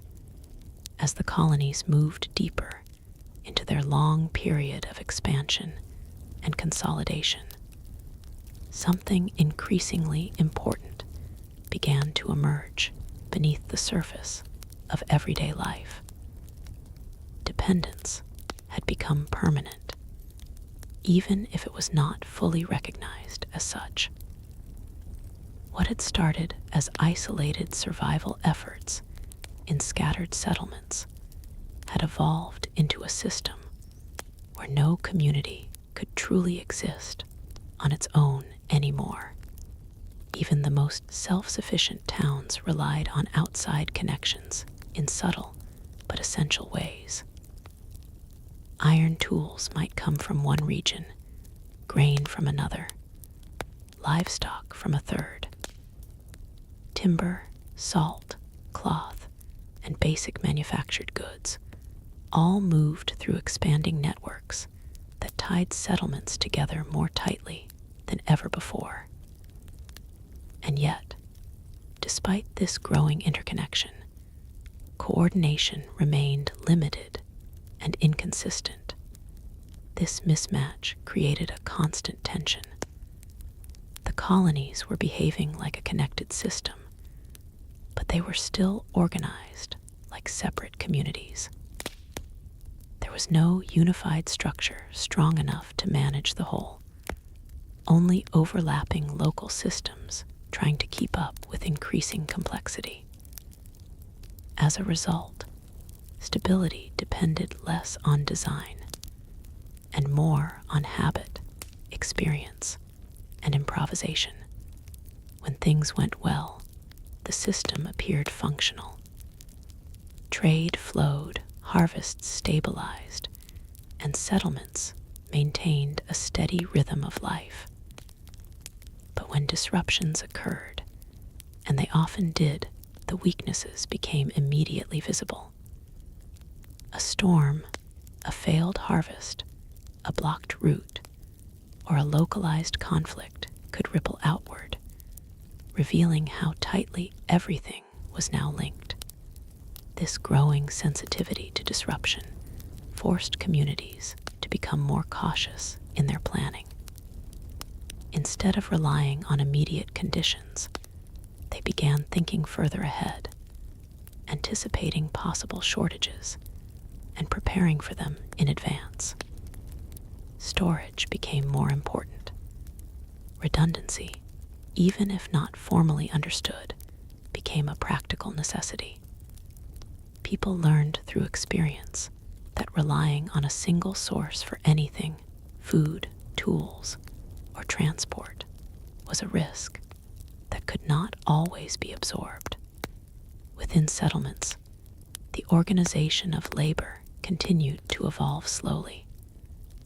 Tasks that had once been shared informally became more structured out of necessity.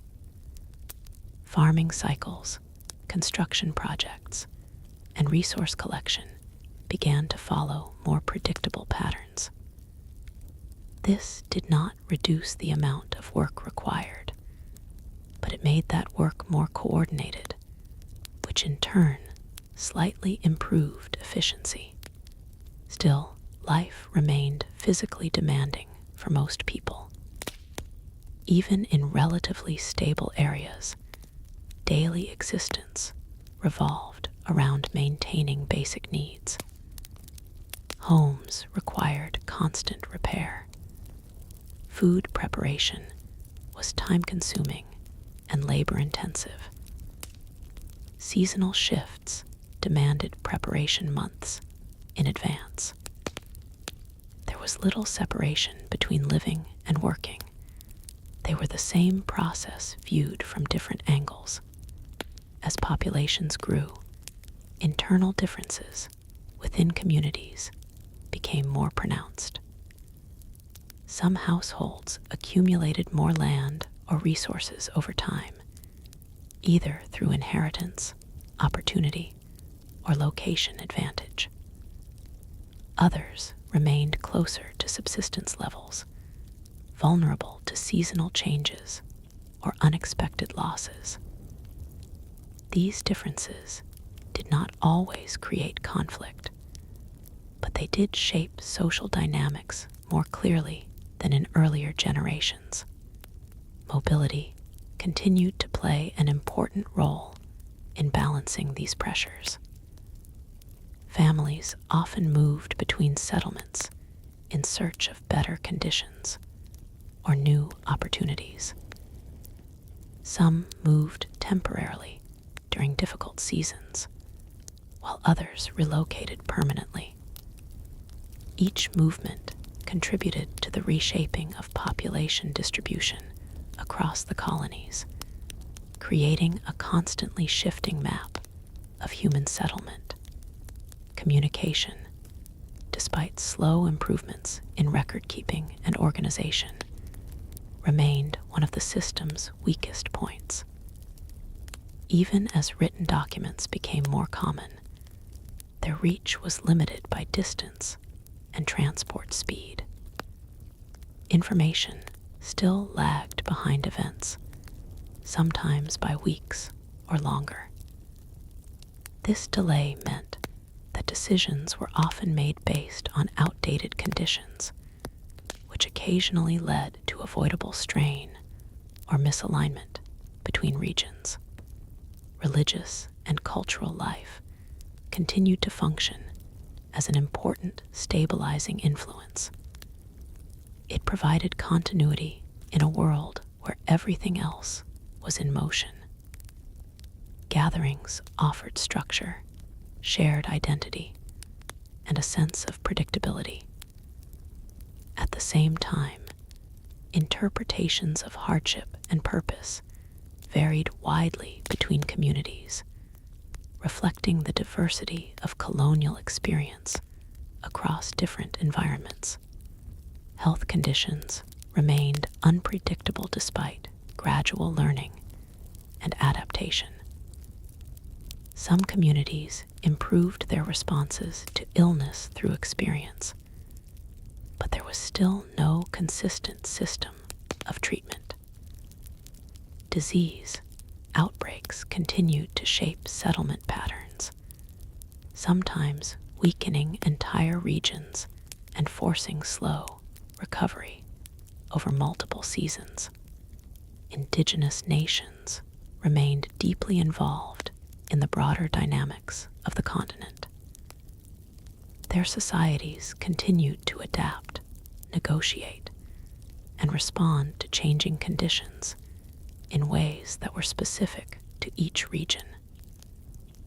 Trade, diplomacy, and conflict all existed simultaneously in different areas, shaped by local circumstances rather than a single overarching pattern. In many parts of the continent, indigenous knowledge continued to be essential for navigating unfamiliar environments, especially as colonial expansion pushed into new territories. At the same time, increasing settlement density placed additional pressure on land use, leading to more frequent interactions and more complex regional relationships. These dynamics evolved continuously, influenced by shifting conditions on both sides. By this stage, the colonial system had become something neither fully stable nor fully unstable.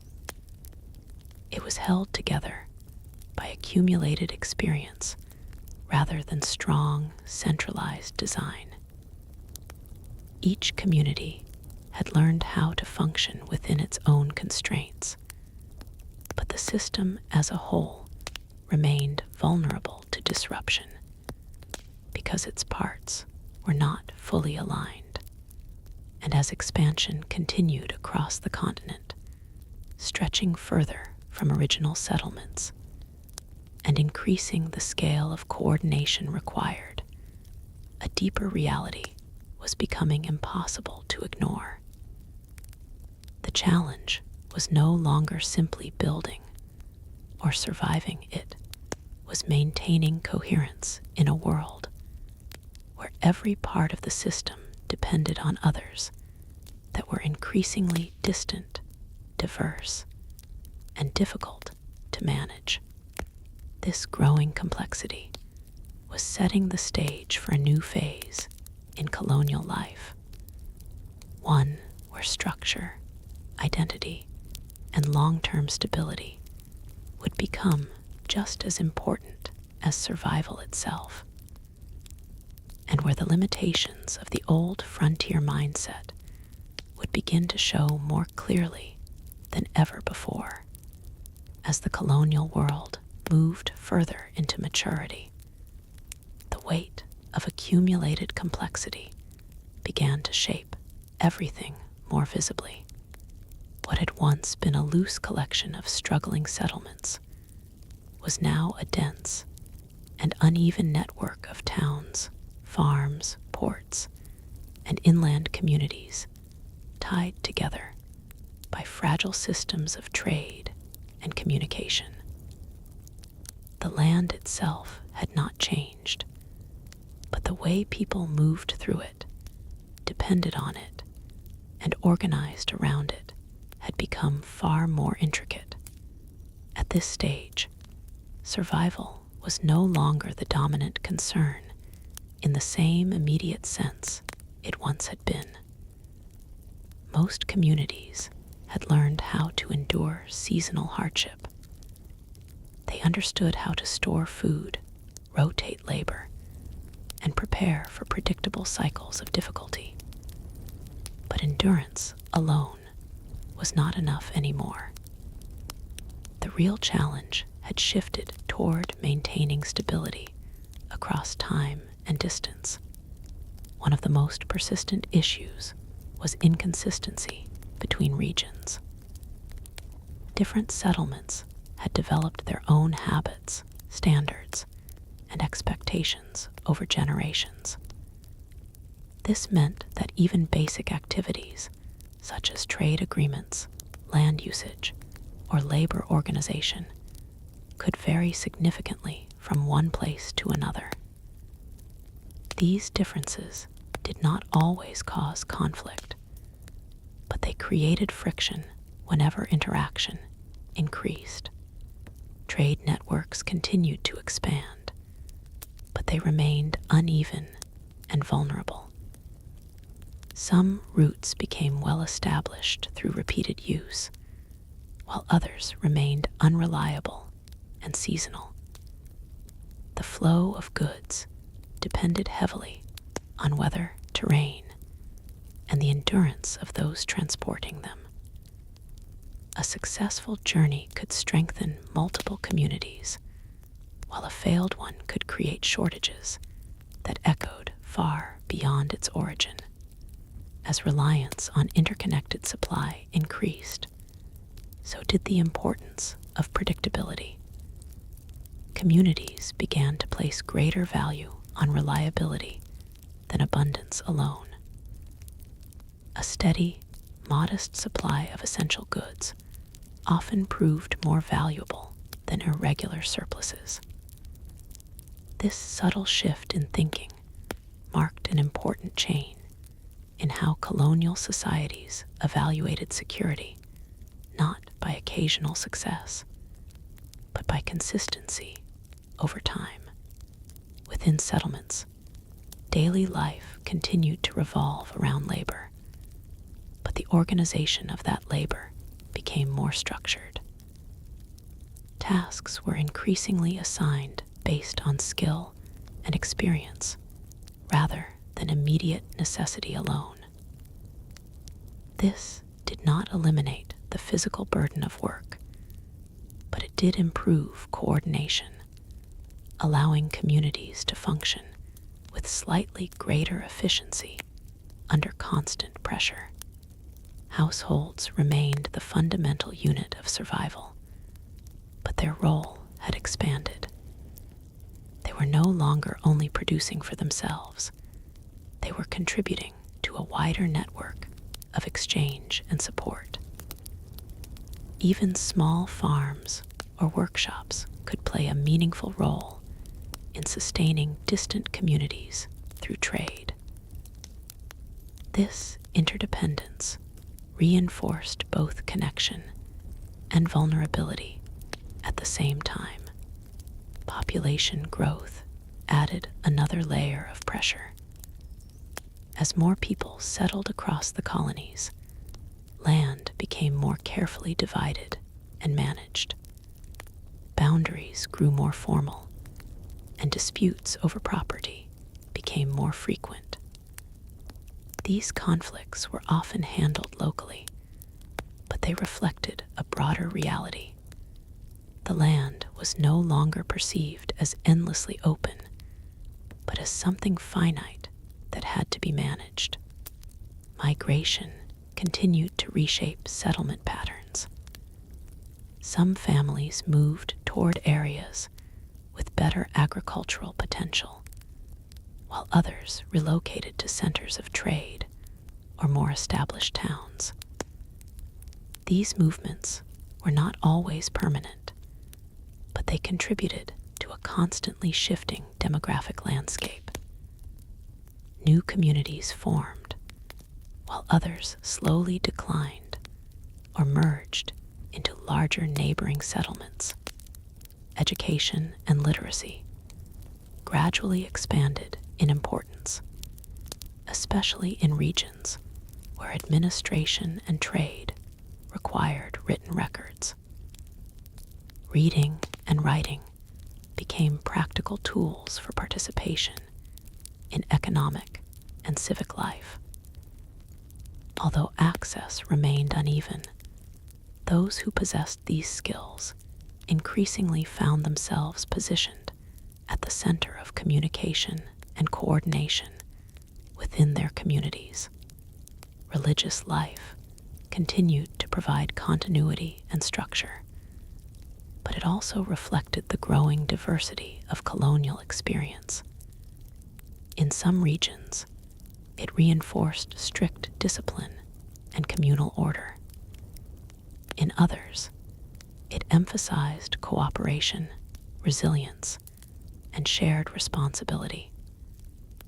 These differences did not fragment society outright, but they contributed to distinct regional identities forming over time. Health conditions remained one of the most unpredictable elements of colonial life. While experience had improved responses to certain illnesses, there was still no reliable system for prevention or treatment. Disease outbreaks continued to appear periodically, sometimes weakening entire regions and disrupting trade and labor patterns. Recovery was often slow and depended heavily on local conditions. Indigenous nations continued to play an essential role in the broader continental system. Their societies remained dynamic and adaptive, engaging in trade, diplomacy, and conflict in ways that reflected regional realities. These interactions varied widely, shaped by geography, leadership, and shifting external pressures. There was no single pattern, only a constantly changing set of relationships across different areas. In many regions, indigenous knowledge remained crucial for understanding local environments, especially as colonial expansion reached deeper into unfamiliar territories. At the same time, increasing settlement density placed greater pressure on land use and resource distribution, leading to more frequent and complex interactions. These dynamics evolved continuously and unevenly across the continent. By now, the colonial system was no longer defined by expansion alone. It had become a long-term, interconnected structure shaped by adaptation and necessity. But that structure was still incomplete. It lacked uniform coordination, consistent standards, and reliable mechanisms to manage its own growth. And as this system continued to stretch across greater distances and deeper complexity, it was becoming increasingly clear that the old methods of organization, built for isolated survival and small-scale communities, were no longer sufficient on their own. A new kind of challenge was emerging, one that would determine whether this growing world could remain connected or begin to fracture under the weight of its own expansion. As the colonial era moved toward its final formative stage, the tension that had been building for generations finally settled into a clear reality. The system could no longer be understood as a collection of settlements surviving in parallel.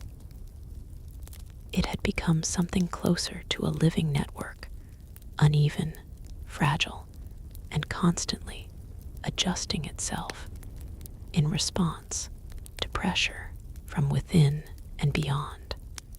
Every part of that network now carried consequences for the rest. A productive harvest in one region could stabilize distant towns.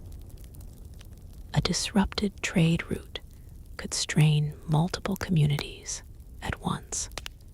A harsh winter in a single area could force migration, reshaping population patterns far beyond its origin. What had once been local struggles had become shared outcomes, even when no one fully coordinated them. At the center of this transformation was dependence, no longer accidental, but structural. Settlements depended on one another for goods, knowledge, labor, and stability. Yet this dependence was still held together by systems that were improvised, inconsistent, and deeply shaped by geography and circumstance rather than unified design. The result was a paradox. The colonies functioned as one system, but behaved like many separate ones. Over time, this imbalance forced communities to develop stronger internal organization. Local governance became more deliberate. Resource planning became more careful. Trade agreements became more structured, even if not fully standardized. These changes did not emerge from a single decision or reform. They emerged gradually, through repeated necessity, as communities learned what was required to keep daily life from collapsing under uncertainty. Still, even with these adaptations, stability remained conditional. Every improvement depended on continued effort. Nothing maintained itself automatically. Roads still needed repair. Fields still needed constant attention. Supply chains still depended on weather, distance, and human endurance. The entire system operated in a state of continuous maintenance rather than true equilibrium. Within settlements, social life reflected this same reality. Communities were bound together by shared labor and shared risk, but also divided by uneven access to land, tools, and opportunity. These differences did not always create open conflict, but they shaped how people experienced the same environment in very different ways. For some, there was a degree of predictability. For others, life remained precarious and reactive. Migration remained a constant force of change. People moved not only toward opportunity, but also away from strain. New settlements continued to form, while older ones either adapted, merged, or slowly declined. This constant reshaping meant that the colonial landscape was never fixed. It was always in motion, always adjusting to pressure points created by population, environment, and economy. Communication, despite all its limitations, became increasingly central to holding everything together.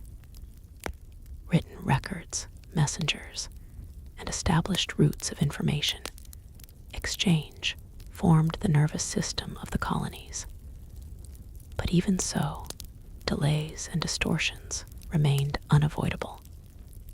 Information arrived late, sometimes incomplete, forcing decisions to be made under uncertainty. This gap between reality and knowledge remained one of the most persistent sources of instability. Religious and cultural structures continued to provide a shared framework across communities, but even they reflected the growing diversity of colonial life. Some regions leaned toward strict order and discipline, others toward mutual aid and community resilience. These differences did not break the system apart, but they added layers of variation that made uniform coordination increasingly difficult.